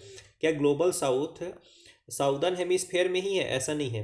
ग्लोबल साउथ की कुछ कंट्री जो है वो आपके नॉर्दर्न हेमिस्फेयर तक भी जाती हैं, ठीक है, और कुछ साउदर्न हेमिस्फेयर की कंट्रीज भी ग्लोबल नॉर्थ का पार्ट है, जैसे कि ऑस्ट्रेलिया, न्यूजीलैंड, ठीक है। तो ग्लोबल साउथ दोस्तों डिसाइड किया गया है इस लाइन के थ्रू, ब्रांडेड लाइन के थ्रू, ब्रांड, ये स्पेलिंग लिख लीजिए, इसके थ्रू लिख लीजिए। इसके इधर जो भी कंट्रीज हैं वो है आपका ग्लोबल साउथ, ठीक है, मेनली साउथ अमेरिकन का सारी कंट्रीज, फिर आपकी सारी अफ्रीकन कंट्रीज, और मेनली आपकी सारी Asian countries, even south east Asian countries, ठीक है, और फिर थोड़ी सी सेंट्रल अमेरिकन कंट्रीज, ये सभी पार्ट हैं आपके ग्लोबल साउथ का, ठीक है। और ग्लोबल साउथ और नॉर्थ को डिफ्रेंशिएट किया जाता है बाय द ब्रांड लाइन, इसको आप लिख लेंगे, प्लीज़ आप इसको लिख लीजिए, ठीक है। तो इंडिया दोस्तों ग्लोबल साउथ का वॉइस बन गया। कैसे बना वॉइस, तो it supported the inclusion of African union in the G20। फिर देखिए जो ग्लोबल साउथ के जितने भी इश्यूज थे उसको इसने G20 के सामने रखा। क्या क्या इश्यूज को सामने रखा, जैसे मल्टीलेटरल डेवलपमेंट बैंक्स को बताया कि भाई आप हम इन कंट्रीज को भी थोड़ा सहायता दो अच्छे से। फिर डेट रिस्ट्रक्चरिंग की बात की, कोविड वगैरह के टाइम में ये सारी कंट्रीज जो है उनके बिजनेस वगैरह ठप हो गए, तो बहुत सारे कंट्रीज जो है बहुत ज़्यादा आपका अपना डेट मैनेज नहीं कर पा रहे थे, तो उसके लिए बात की, ठीक है। फिर रिसोर्स मोबिलाइजेशन की बात की, क्लाइमेट चेंज की, ठीक है। फिर G20 का थीम रखा दोस्तों इंडिया ने वसुधैव कुटुंबकम, ये भी एक तरीके से ग्लोबल साउथ के आवाज़ की तरह ही है। अब वो कौन कौन से फैक्टर्स हैं जो इंडिया को ग्लोबल साउथ का लीडर बनाते हैं दोस्तों, तो देखिए एक हिस्टोरिकल एंड फिलोसॉफिकल अपील है इंडिया का ग्लोबल साउथ के लिए, क्योंकि इंडिया जो है नॉन अलाइंड मूवमेंट का भी लीडर रहा था, इसीलिए इंडिया को ये बोलना वसुधैव कुटुंबकम का फिलॉसफी देना ये शोभा भी देता है, ठीक है। फिर देखिए इंडिया जो है डेवलप्ड और डेवलपिंग कंट्रीज के बीच में एक ब्रिज की तरह काम कर सकता है। क्यों, क्योंकि इंडिया अभी खुद में एक डेवलप्ड कंट्री नहीं है, लेकिन डेवलपिंग कंट्री के लिए ये एक आदर्श भी है, क्योंकि इंडिया अच्छे से डेवलप कर रहा है। इंडिया का जो ग्रोथ रेट है वो अभी लगभग 7% है, ठीक है। तो जो डेवलपिंग कंट्रीज हैं वो अपने आप को इंडिया के साथ क्या कर सकते हैं, कंपेयर कर सकते हैं, और इंडिया की तरह ही वो लोग भी जो है पॉलिसीज और आइडियाज अडॉप्ट कर सकते हैं अपने डेवलपमेंट के लिए। तो एक ये बात ध्यान रखना है। फिर इंडिया दोस्तों रिस्पॉन्सिबल पार्टनर की भूमिका में रहता है, जब भी किसी कंट्री को जरूरत पड़ती है ह्यूमैनिटेरियन क्राइसिस के टाइम भी सपोर्ट करता है, टेक्निकल और फाइनेंशियल हेल्प प्रोवाइड करता है। तो ये सब है। अब आइए दोस्तों देखते हैं कि ग्लोबल साउथ क्या है। तो ग्लोबल साउथ क्या है, एक डिफ्रेंसिएशन है डेवलपिंग कंट्रीज और डेवलप्ड कंट्रीज के बीच में, ठीक है। ये जो ग्लोबल साउथ के कंट्रीज हैं वो मेनली साउदर्न हेमिस्फेयर है, मेनली, बट कोई जरूरी नहीं है कि साउदर्न हेमिस्फेयर के सारे कंट्रीज ग्लोबल साउथ में ही हो, ठीक है। कुछ कंट्री जो साउथ में है जैसे कि ऑस्ट्रेलिया, वो ग्लोबल नॉर्थ का पार्ट बनाते हैं, यह बात आपको ध्यान रखना है।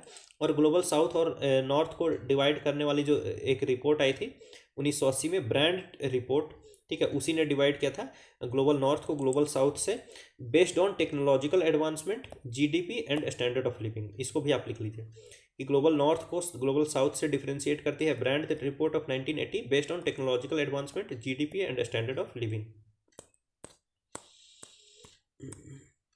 आइए दोस्तों, क्या क्या चैलेंजेस फेस करते हैं ग्लोबल साउथ, ठीक है।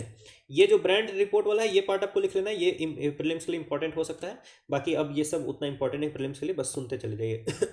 ठीक है। तो ग्लोबल साउथ का क्या क्या चैलेंजेस है दोस्तों, तो ग्लोबल फोरम्स में इनका अंडर रिप्रेजेंटेशन हमें देखने को मिलता है, जैसे यूएन सिक्योरिटी काउंसिल में अफ्रीका का कोई भी मेंबर नहीं है, ठीक है, तो ये प्रॉब्लम देख लीजिए। फिर देखिए जियो political conflicts of the global north impact global decision making processes. अब देखिए कि आपका यूएस जो है इराक में, ईरान में, अफगानिस्तान में, सीरिया में, इन सभी जगह जा करके क्या करता है, उसको डिस्टर्ब कर देता है दोस्तों, ठीक है, तो फिर वहाँ पर प्रॉब्लम होती है इस कारण। फिर देखिए diverging approach of the global north on normative issues, ठीक है, जैसे ग्लोबल नॉर्थ जो है उनका ह्यूमन राइट्स का अलग स्टैंडर्ड्स है, ठीक है, डेमोक्रेसी का उनका अलग मामला है, ठीक है, क्लाइमेट गवर्नेंस का उनका अलग मामला है, लेकिन ग्लोबल साउथ जो है इन सभी इशूज पर उनके साथ जो है एक तरीके से कॉन्फ्लिक्ट में चली जाती है, अग्री नहीं कर सकती है, ठीक। फिर देखिए Global south is disproportionately impacted by most of global challenge, जितने भी ग्लोबल चैलेंजेस जैसे क्लाइमेट चेंज, उससे ज़्यादा इंपैक्ट किसको होता है, ग्लोबल साउथ को होता है, ठीक है। अब देखिए इंडिया ने अपने आप को ग्लोबल साउथ का लीडर पोजीशन करने के लिए क्या क्या किया है,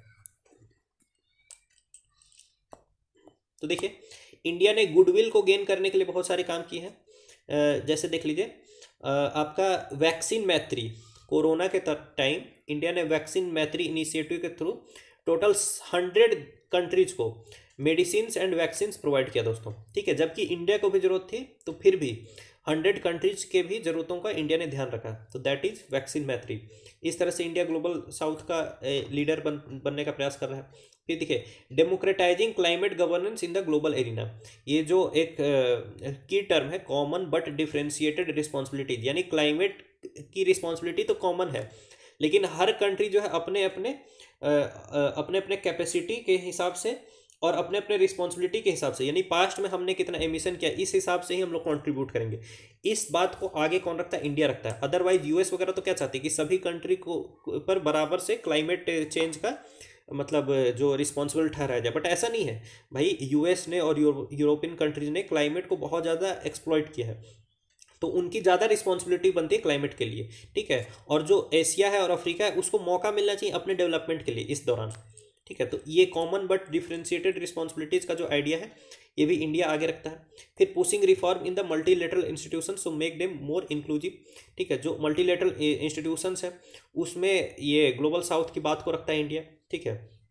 फिर देखिए providing alternative approach on normative issues like democracy, human rights. फिर कैपेसिटी बिल्डिंग का काम करता है इंडिया ग्लोबल साउथ में, ठीक है।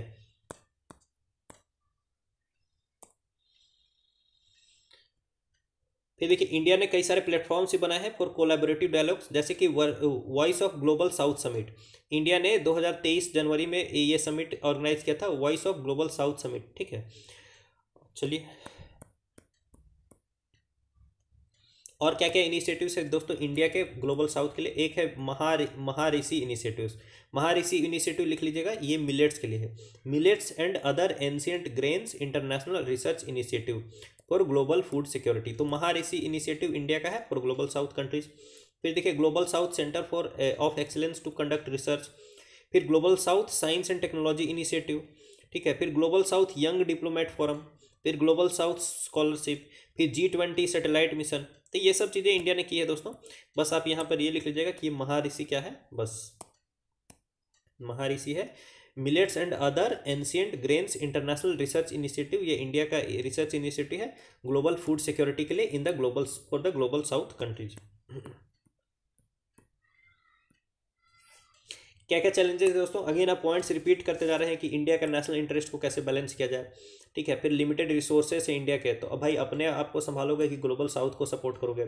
फिर चाइनीज कंपटीशन है दोस्तों, अब देखिए चाइना के पास इतना पैसा, हमसे लगभग 6 टाइम्स उसकी इकॉनमी बड़ी है, तो बहुत सारा सपोर्ट कर सकता है इन ग्लोबल साउथ कंट्रीज को, तो वो भी एक प्रॉब्लम है। फिर वे फॉरवर्ड क्या लगाना चाहिए हम लोग को कि ensuring that concerns of the global south are acknowledged and accounted for at multilateral forums, तो जितने भी ग्लोबल साउथ कंट्रीज के कंसर्न्स हैं उस पर बात होनी चाहिए, ठीक है। और एक चीज़ आप लिख लीजिए 5S आपको लिख लेना है, ये इंडिया का दोस्तों एक इंडिया का अप्रोच है फॉर मल्टीलेटरल फोरम्स, जो मल्टीलेटरल फोरम्स है उसमें इंडिया का अप्रोच है 5S अप्रोच। 5S में क्या क्या, एक सम्मान है यानी रिस्पेक्ट, फिर संवाद है यानी डायलॉग, फिर सहयोग है यानी कोऑपरेशन, फिर शांति है यानी पीस, एंड फिर समृद्धि है प्रोस्पेरिटी। तो ये 5S approach for multilateral forum, India's 5S approach for multilateral forum, please write it down, सम्मान, रिस्पेक्ट, संवाद, डायलॉग, सहयोग, कोऑपरेशन, शांति, पीस एंड समृद्धि prosperity. You can even use this things in the mains, बहुत अच्छा लगेगा दोस्तों, बहुत अच्छा लगेगा। फिर दोस्तों सिनर्जीज डेवलप करिए ग्लोबल साउथ में ऑन ट्रेड, टेक्नोलॉजी, टूरिज्म, ठीक है, by investing in connectivity, infrastructure and technology transfer. फिर रिफॉर्म करो global trade and financial institutions को, ठीक है।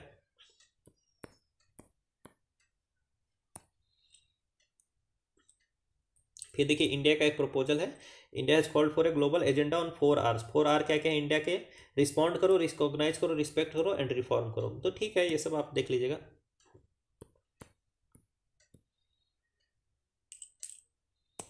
आइए दोस्तों ये आ जाते हैं ग्रुप ऑफ 77 G77 पर, ठीक है, ये भी एक तरीके से ग्लोबल साउथ का ही पार्ट है दोस्तों ठीक है, ये एक फोरम है, लेकिन G77 में 77 कंट्रीज नहीं है दोस्तों। जब इसको बनाया गया था उस टाइम में इसमें 77 कंट्रीज थे, लेकिन आज के डेट में इसमें 134 मेंबर्स है और इंडिया भी इसका मेंबर है, बस आपको इतना याद रख लेना है, और बस और कुछ भी मत लिखो। देखिए इंडिया और आसियान, तो आसियान इंडिया समिट अभी हेल्ड किया गया था 20वां, और फिर ईस्ट एशिया समिट भी हेल्ड किया गया था, साथ के साथ में किया गया था। तो सबसे पहले आसियान के मेंबर कंट्रीज का नाम लिख लीजिए आप, तो एक है ब्रुनेई दारुसलाम ब्रुनेई, फिर है कंबोडिया, फिर है इंडोनेशिया, फिर है म्यांमार, फिर है लाओस, फिर है Malaysia, Philippines, Singapore, Thailand and Vietnam. You have to write it down and also you have to remember it, you can not tell me कि आपको एशियान कंट्रीज का नाम नहीं पता है। पर्पस क्या है एशियान का, पर्पस एशियान का एक्सेलरेट करना economic growth, social progress and cultural development, promote करना regional peace and stability, promote active collaboration and mutual assistance on matters of common interest, provide assistance to each other in form of training and research facilities. फिर देखिए इसके institutional mechanism दोस्तों, ASEAN का chairmanship जो है वो rotate करते रहता है ऑन द अल्फाबेटिकल ऑर्डर, कुछ जानने की आपको जरूरत नहीं है। फिर देखिए ये एशियान का सेक्रेटेरिएट का है इंडोनेशिया जकार्ता में, ये आपको लिख लेना है, एशियान का सेक्रेटेरिएट है इन द इंडोनेशिया जकार्ता।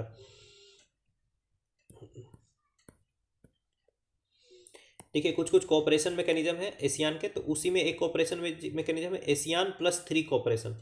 तो एशियान +3 में आता है एशियान के 10 countries plus China plus Japan और प्लस कोरिया, यानी कोरिया आपका साउथ कोरिया नहीं साउथ कोरिया।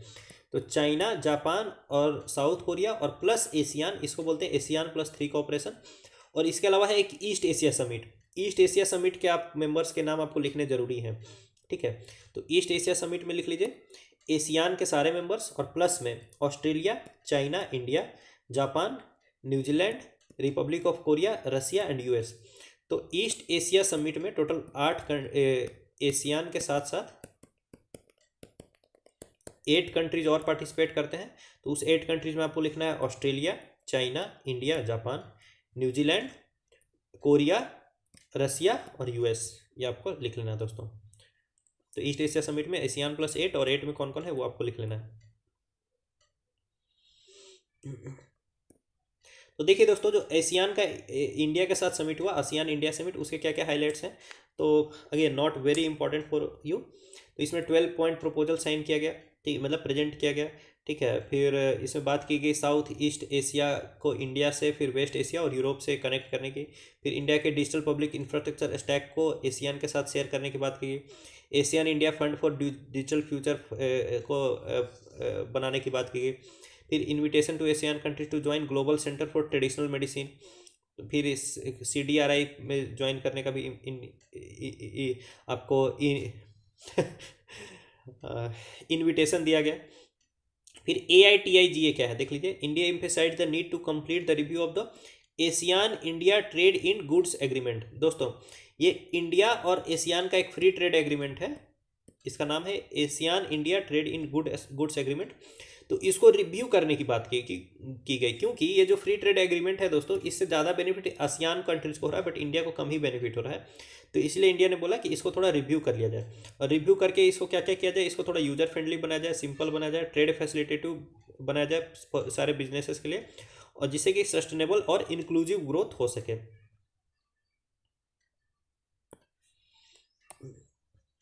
फिर देख लीजिए, ये इसका कुछ इंपॉर्टेंट नहीं है। ASEAN India trade in goods agreement क्या है, इसको लिख लीजिए। ये 2009 में साइन किया गया था, ASEAN India trade in goods agreement, इसको 2009 में साइन किया गया था। ये एशियान का इंडिया के साथ एक फ्री ट्रेड एग्रीमेंट है, ठीक है बस।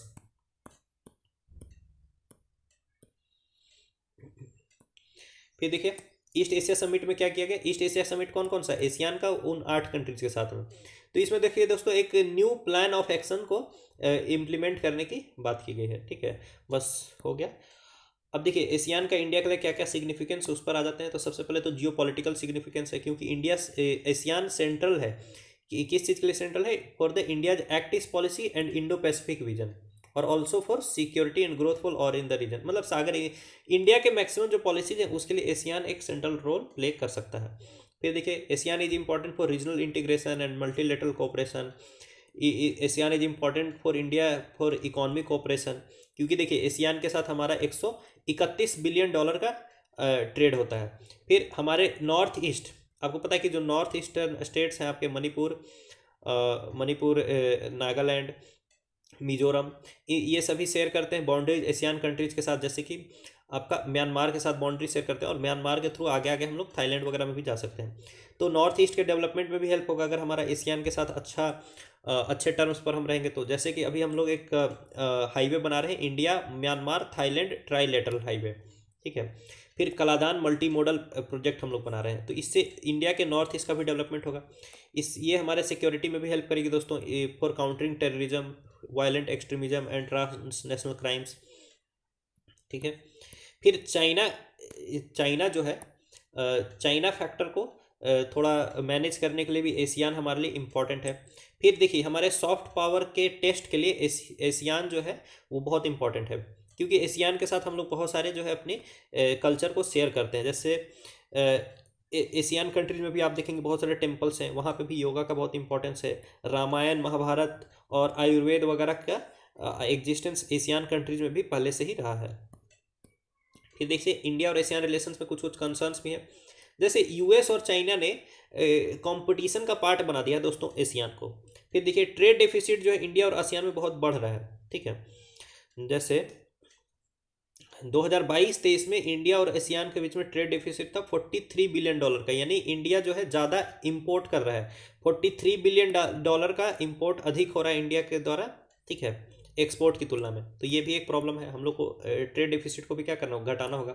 Then there is competing regional agreements, ASEAN ने साइन किया दोस्तों regional comprehensive and economic partnership, और इसमें चाइना भी मेंबर है, लेकिन इंडिया इस RCEP का मेंबर नहीं है। तो ये इस टाइप के जो रीजनल एग्रीमेंट्स हैं ये भी इंडिया के लिए एक प्रॉब्लम क्रिएट कर सकते हैं। फिर देखिए lack of market access and connectivity, that is a problem.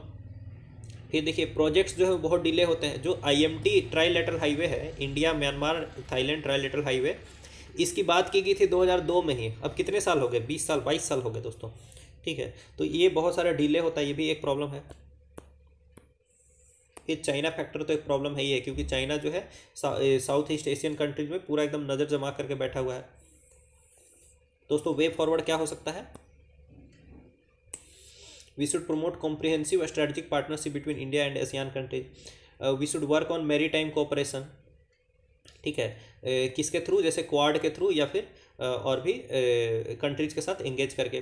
फिर वैल्यू चेन जो है हमारा उसको इंटीग्रेट करें, जैसे एशियान में कुछ मान लीजिए हम लोग को मोबाइल बनाना है तो एशियान के कुछ कंट्रीज उसके चिप्स बना सकते हैं, ठीक है, और इंडिया में जाकर आकर के उसको असेंबल किया जा सकता है। तो इस तरह से क्या होगा, वैल्यू चेन इंटीग्रेट हो जाएगा। We should focus on enhancing the connectivity as well, जैसे IMT ट्राइलेटरल हाईवे है उसको थोड़ा स्पीड अप करो, फिर और भी इकोनॉमिक कॉरिडोर बनाओ, ठीक है। फिर कल्चरल एंड एजुकेशनल एक्सचेंजेज हम लोग प्रमोट कर सकते हैं बिटवीन इंडिया एंड एशियन। तो इससे क्या होगा, people to people ties promote होंगी दोस्तों। टूरिज्म को प्रमोट कर सकते हैं, एजुकेशनल एक्सचेंजेज को भी प्रमोट कर सकते हैं।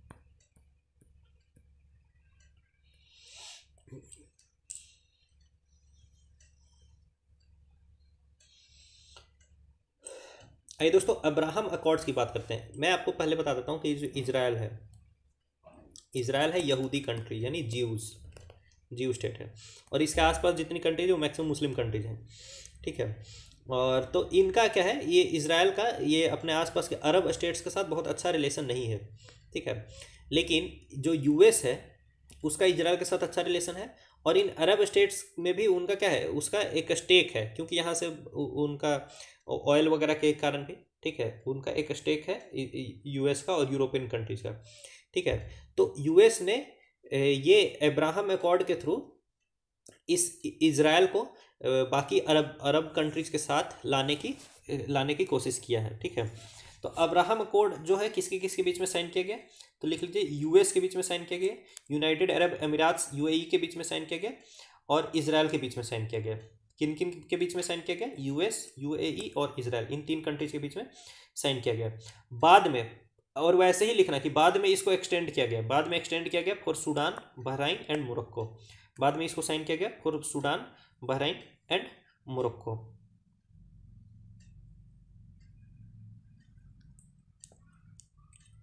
ठीक है।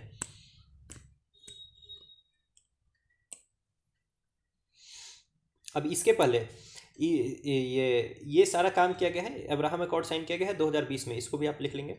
और इसके पहले यानी कि ये अब्राहम अकॉर्ड साइन करने के पहले किसी अरब देश ने क्या इजराइल को रिकॉग्नाइज किया था, तो बिल्कुल किया था। जैसे इजिप्ट ने 1979 में इजराइल के साथ पीस डील साइन की थी। फिर जॉर्डन ने पीस पैक्ट साइन किया था इजराइल के साथ 1994 में। तो देखिए टोटल कितने कंट्रीज हो गए, इजिप्ट ने 1979 में साइन किया पीस डील, जॉर्डन ने 1994 में साइन किया, तो ये 2 कंट्रीज हो गए अरब स्टेट्स। फिर देखिए आपका यूनाइटेड अरब अमीरात हो गया तीसरा कंट्री। फिर देखिए सूडान, बहराइन और मोरक्को, तो 6 कंट्रीज लगभग इसको इजराइल को एक्सेप्ट कर चुके हैं, यानी फ्रेंडली टर्म्स में आ चुके हैं, ठीक है। अब देखिए इस एग्रीमेंट के अनुसार क्या क्या होगा, UAE और बहराइन जो है एम्बेसी एस्टैब्लिश करेंगे, एम्बेसडर एक्सचेंज करेंगे, कोऑपरेट करेंगे, मतलब अब वो लोग मिलजुल करके रहने का कोशिश करेंगे, ठीक है। और कोऑपरेशन किन किन क्षेत्रों में होगा, in the field of tourism, trade, health care and security.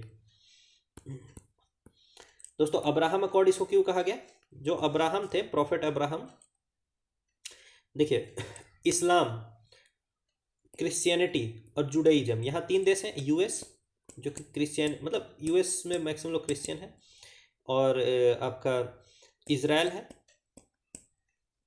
जहाँ पर कि क्या है, जुडाइज्म है, और बाकी जो अरब स्टेट्स हैं जहाँ पर कि क्या है, इस्लाम है। तो अब क्रिश्चियनिटी के वैसे एक प्रॉफिट है जिनका नाम है ईसा मसीह, ठीक है, यानी जीसस क्राइस्ट। फिर इसके जो जुडाइज्म के उनके अपने अलग प्रॉफिट हैं, और इस्लाम के अपने प्रॉफिट हैं, प्रॉफिट मोहम्मद। लेकिन इन तीनों के प्रॉफिट हैं, मतलब इन तीनों में कॉमन एक प्रॉफिट है, और उनका नाम है अब्राहम। मतलब अब्राहम को क्रिश्चियंस भी प्रॉफिट मानते हैं, जुडाइज्म वाले भी प्रॉफिट मानते हैं, और इस्लामिस्ट लोग भी प्रॉफिट मानते हैं, तो इसलिए इसको अब्राहम अकॉर्ड इसका नाम रखा गया। चलिए अब आ जाते हैं दोस्तों अब्राहम अकॉर्ड्स की क्या क्या सिग्निफिकेंस है। तो ये रीजन में स्टेबिलिटी प्रमोट करेगा, मस्त स्टेबिलिटी अभी प्रमोट किया हुआ आप देख रहे होंगे, हमास और इजराइल एकदम दोस्ताना व्यवहार कर रहे हैं एक दूसरे से, ठीक है। फिर देखिए दोस्तों ये इजराइल पैलेस्टाइन इशू का सोल्यूशन के तौर पर काम कर सकता है, ठीक है, अगेन यू कैन लाफ। फिर देखिए फिर बहराइन, UAE, इन सभी को क्या करेगा, ये डी एस्केलेट करने के लिए हेल्प करेगा। फिर इकोनॉमिक सिग्निफिकेंस है इसका दोस्तों, ठीक है। फिर रिलीजियस सिग्निफिकेंस है, क्योंकि क्या है आपका जो इजराइल में एक प्लेस है जिसका नाम है Jerusalem, Jerusalem. Jerusalem important religious place है, क्रिश्चियनिटी के लिए भी, इस्लाम के लिए भी और जुडाइज्म के लिए भी, तो रिलीजियस सिग्निफिकेंस है इसका। फिर देखिए it will promote cooperation in technology, क्योंकि इसराइल बहुत आगे है दोस्तों ग्रीन एंड ब्लू टेक्नोलॉजी में, तो उससे इन सभी सऊदी अरब ये अरबियन कंट्रीज को भी क्या होगा, इससे हेल्प होगा। ठीक है, देखिए यहाँ क्या करेगा, जो जॉर्डन है दोस्तों वो अपने यहाँ सोलर फील्ड लगा करके इलेक्ट्रिसिटी सप्लाई करेगा इसराइल को, और इसराइल क्या करेगा दोस्तों, अपने यहाँ डिसैलिनेशन प्लांट लगा करके पानी सप्लाई करेगा जॉर्डन को। तो इस टाइप के कॉपरेशन होंगे इनके बीच में। फिर एजुकेशन के क्षेत्र में भी दोस्तों कॉपरेशन होगा। बहुत सारे एमिराती स्टूडेंट्स जो यूएई के स्टूडेंट्स हैं वो इसराइल जाएंगे पढ़ने के लिए, बहराइन के स्टूडेंट्स जाएंगे इसराइल पढ़ने के लिए, और इस तरह से एक्सचेंज होगा, तो मतलब पीपल टू पीपल कनेक्ट, दोस्ती बढ़ेगी। फिर देखो तो इंडिया के लिए इसका क्या सिग्निफिकेंस है, तो it will promote regional cooperation. मैंने आपको बताया था कि इंडिया का अच्छा रिलेशन है यूएस के साथ, इसराइल के साथ, यूएई के साथ, ठीक है, लेकिन यूएई और इसराइल का अच्छा रिलेशन नहीं है, तो इससे तो इंडिया को प्रॉब्लम हो रही थी। तो ये क्या करेगा, रीजनल कोऑपरेशन प्रमोट करेगा इस रीजन में।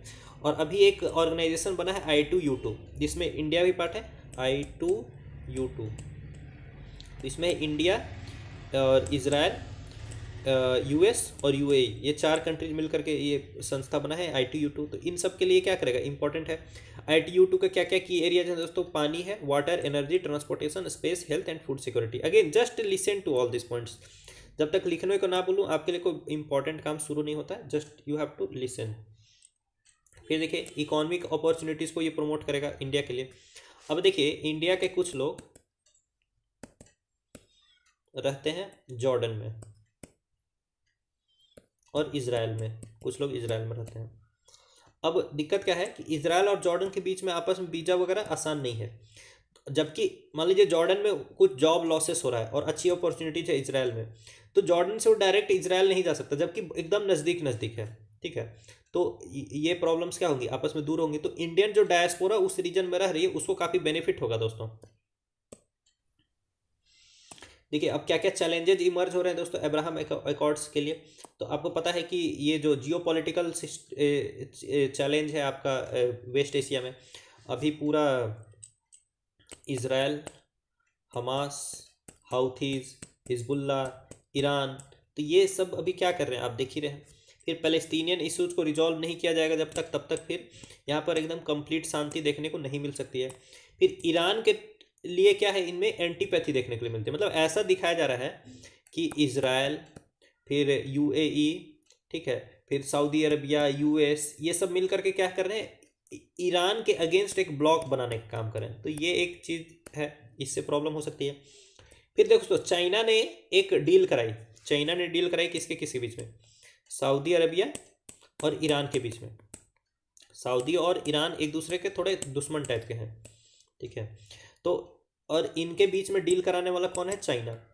यानी कहीं ना कहीं चाइना इस रीजन में एक इम्पॉर्टेंट रोल प्ले कर सकता है, तो ये एक प्रॉब्लम हो सकता है। फिर दोस्तों इस ग्रुपिंग में इंटरनल ओपोजिशन ही बहुत ज़्यादा है, इन कंट्रीज़ की आपस में एकदम नहीं बनती है। मतलब आप लिटरली देख लीजिए तो इन कंट्रीज़ के आपस में बहुत अच्छी हिस्ट्री नहीं रही है, that is another problem.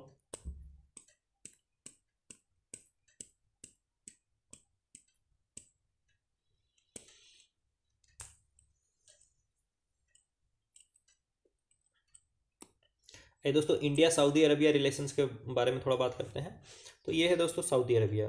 Saudi Arabia के आसपास देख लीजिए, यहाँ कंट्री इराक, यहाँ कंट्री ईरान, यहाँ है पर्शियन गल्फ, यहाँ है गल्फ ऑफ ओमान, ठीक है, फिर यहाँ पर है आपका गल्फ ऑफ एडन, और ये है रेड सी, इसको बीचों बीच में है आपका सऊदी अरबिया। इसके आसपास कंट्रीज देख लीजिए, बॉर्डर पे है, इधर है यमन, इधर है ओमान, इधर है यूएई, इधर है बहराइन और कतर, ठीक है, ये कतर और बहराइन, फिर यह है कुवैत, यह है ईरान, इराक, और यह है ईरान, इधर है जॉर्डन और इजराइल, और इधर अफ्रीकन साइड में है इजिप्ट वगैरह, इजिप्ट, सूडान, इरिट्रिया, इथियोपिया, और इधर यहाँ पर सोमालिया, और यहाँ पर छोटा सा कंट्री है जिबूती, यहाँ पर छोटा सा कंट्री है जिबूती। तो ये आप देख लिए सऊदी अरबिया को।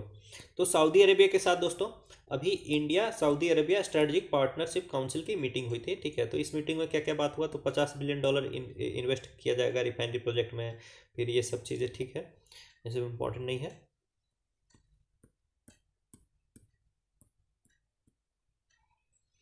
अब सीधे आ जाइए India Saudi Arabia strategic partnership council पर। तो इसको सेटअप किया गया था 2019 में। Again you don't have to write it down, आपको लग रहा होगा बट ये उतना इंपॉर्टेंट नहीं है, ठीक है। और इंडिया फोर्थ कंट्री दोस्तों सऊदी अरबिया के साथ स्ट्रेटेजिक पार्टनरशिप बनाने वाला। इसके पहले सऊदी अरबिया ने स्ट्रेटेजिक पार्टनरशिप फॉर्म की थी यूके के साथ, फ्रांस के साथ और चाइना के साथ, ठीक है। अब इसका एम क्या हो सकता है? ऑब्वियस बात है, इसका एम होगा high level council to steer the Indo Saudi relationship, India और सऊदी अरबिया के रिलेशनशिप को हेल्प करने के लिए। अब आइए only for mains, just listen to it. Significance क्या है सऊदी अरबिया की इंडिया के लिए? फॉर इकोनॉमिक कोऑपरेशन, ठीक है। इंडिया और सऊदी अरबिया जो है इंडिया के पूरे ट्रेड का 4.5% सऊदी अरबिया से होता है। फिर एनर्जी सिक्योरिटी के लिए Saudi Arabia is important for India. Then it's geo strategic nature, देख लीजिए ना आप, एकदम बीचों बीच बैठा हुआ, इधर साइड है इंडिया, इधर ऊपर साइड है यूरोप, नीचे साइड है अफ्रीका और इधर साइड है यूएस। तो ये एकदम जियो स्ट्रेटेजिक पोजीशन पर बैठा हुआ है दोस्तों। तो that is another importance of Saudi Arabia for India. फिर देखिए डिफेंस एंड सिक्योरिटी के लिए इट इज़ इम्पॉर्टेंट, ठीक है। ये इंडिया और सऊदी अरबिया का रिलेशन अच्छा होता है तो हम लोग टेररिज्म को कॉम्बैट कर पाएंगे, ठीक है। और फिर साइबर सिक्योरिटी के क्षेत्र में काम कर पाएंगे, मेरीटाइम सिक्योरिटी के क्षेत्र में काम कर पाएंगे, ट्रांसनेशनल क्राइम्स को हम लोग स्टॉप कर पाएंगे, ठीक है। ड्रग ट्रैफिकिंग को हम लोग स्टॉप कर सकते हैं एंड लाइक दैट।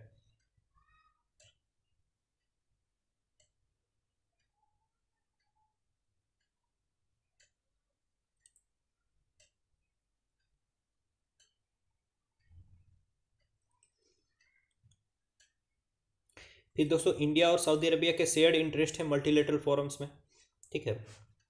और आइए इंडिया और सऊदी अरबिया का डिप्लोमेटिक रिलेशन बिगिन करता है 1947 में। बायलैटरल ट्रेड जो है, India is Saudi Arabia second largest trade partner, India Saudi Arabia का सेकंड लार्जेस्ट ट्रेड पार्टनर है और सऊदी अरबिया इंडिया का फोर्थ लार्जेस्ट ट्रेड पार्टनर है।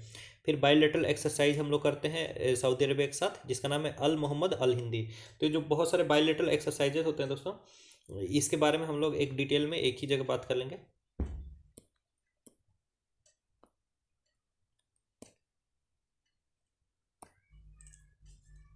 फिर दोस्तों ट्रेड एग्रीमेंट के लिए सऊदी अरबिया की रोल प्ले कर सकता है, किसके लिए? जैसे इंडिया जो है गल्फ कोऑपरेशन काउंसिल के साथ फ्री ट्रेड एग्रीमेंट के निगोशिएशंस कर रहा है, तो इसमें सऊदी अरबिया की रोल प्ले कर सकता है।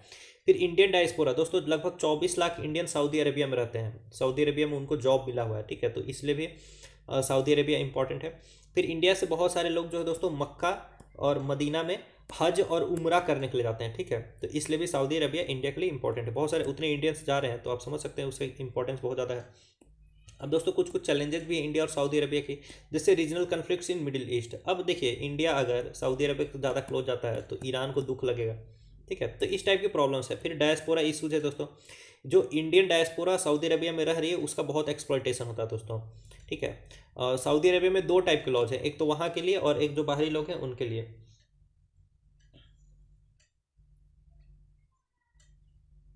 ठीक है। तो ये भी एक प्रॉब्लम है। फिर देखिए influence on Pakistan, Saudi Arabia जो दोस्तों पाकिस्तान के साथ बहुत क्लोज रिलेशन मेंटेन करके रखता है हिस्टोरिकली, तो ये भी एक प्रॉब्लम हो सकता है। फिर एनर्जी डिपेंडेंसी हमारी बहुत ज़्यादा है सऊदी अरबिया के ऊपर में, ठीक है। तो that is again that can also become a challenge. फिर ट्रेड डेफिसिट दोस्तों, इंडिया के साथ ट्रेड डेफिसिट बहुत, इंडिया का सऊदी अरबिया के साथ ट्रेड डेफिसिट बहुत ज़्यादा है, क्योंकि इंडिया क्या करता है ना, तेल इंपोर्ट करता है बहुत ज़्यादा, तो ऑब्वियस बात है कि ट्रेड डेफिसिट होगा ही। दोस्तों वे फॉरवर्ड क्या होना चाहिए कि हम लोग को बैलेंस्ड अप्रोच अपनाना चाहिए, एक तरफ सऊदी अरबिया के साथ तो दूसरी तरफ ईरान और बाकी कंट्रीज़ के साथ भी हम लोग को बैलेंस मेंटेन करके ही चलना चाहिए। फिर बायलैटरल एंगेजमेंट्स करो बियॉन्ड ट्रेड एंड कॉमर्स, मतलब देखिए एंगेजमेंट्स जो होनी चाहिए किसी भी कंट्रीज के बीच में सिर्फ ट्रेड एंड कॉमर्स के लिए नहीं होनी चाहिए, ठीक है। It should be wider engagement, people to people, cultural, ठीक है, रिलीजियस, हर एक टाइप की एंगेजमेंट होनी चाहिए विथ कंट्रीज, ठीक है। तो उससे एक लॉन्ग टर्म और सस्टेन्ड फ्रेंडशिप हम लोग प्रमोट कर सकते हैं। फिर सऊदी अरबिया को बोलो भाई कि इंडिया से जो डायस्पोरा वहाँ काम करने जा रही है उसका वेलफेयर पर भी ध्यान दें। फिर सऊदी अरबिया को एंगेज करो फॉर काउंटर टेररिज्म, कि भाई पाकिस्तान को ज़्यादा सपोर्ट मत करो, हमारे साथ आओ।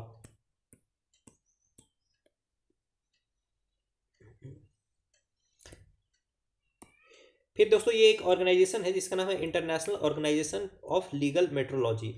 तो ये जो है International Organization for Legal Metrology, ये कंट्रीज को सर्टिफिकेट्स देती है। अगर इसी ने किसी कंट्री को सर्टिफाई कर दिया तो वो कंट्री जो है स्टैंडर्ड इंस्ट्रूमेंट्स बना सकते हैं, मेजरिंग इंस्ट्रूमेंट्स बना सकते हैं, स्पेशली थर्मोमीटर्स और वगैरह, ठीक है।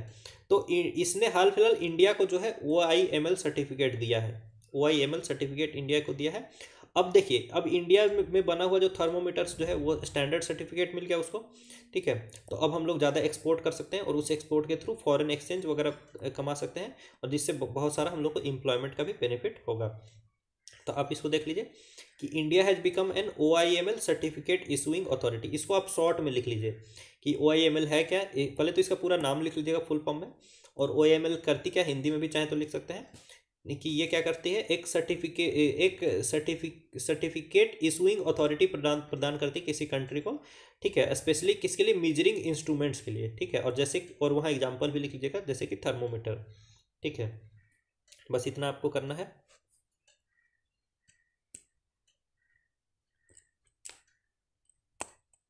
अब आ जाइए, United Nations commission on international trade law. बस इतना समझ लीजिए कि ये UN की एक बॉडी है जो कि ट्रेड लॉ के ऊपर चर्चा करती है, ट्रेड लॉ के ऊपर चर्चा करती है, ठीक है। और ये एक सब्सिडियरी बॉडी है UN जनरल असेंबली की, ये आपको लिखना है, ठीक है। इसमें टोटल 70 मेंबर स्टेट्स हैं जो कि जनरल असेंबली के द्वारा इलेक्ट किए जाते हैं, ठीक है। और किसी भी मेंबर को इलेक्ट किया जाता है 6 ईयर्स के लिए, ये भी आप लिखते चलिए। और इंडिया भी इसका मेंबर है 2028 तक के लिए, ठीक है। और एक मोस्ट इंपॉर्टेंट पार्ट आपको ये लिखना है कि जो UNCITRAL है वो WTO का पार्ट नहीं है, WTO का पार्ट नहीं है, ठीक है। तो WTO डील करती है ट्रेड पॉलिसी के साथ, और UNCITRAL डील करता है इंटरनेशनल ट्रेड लॉज के रिगार्डिंग, ठीक है।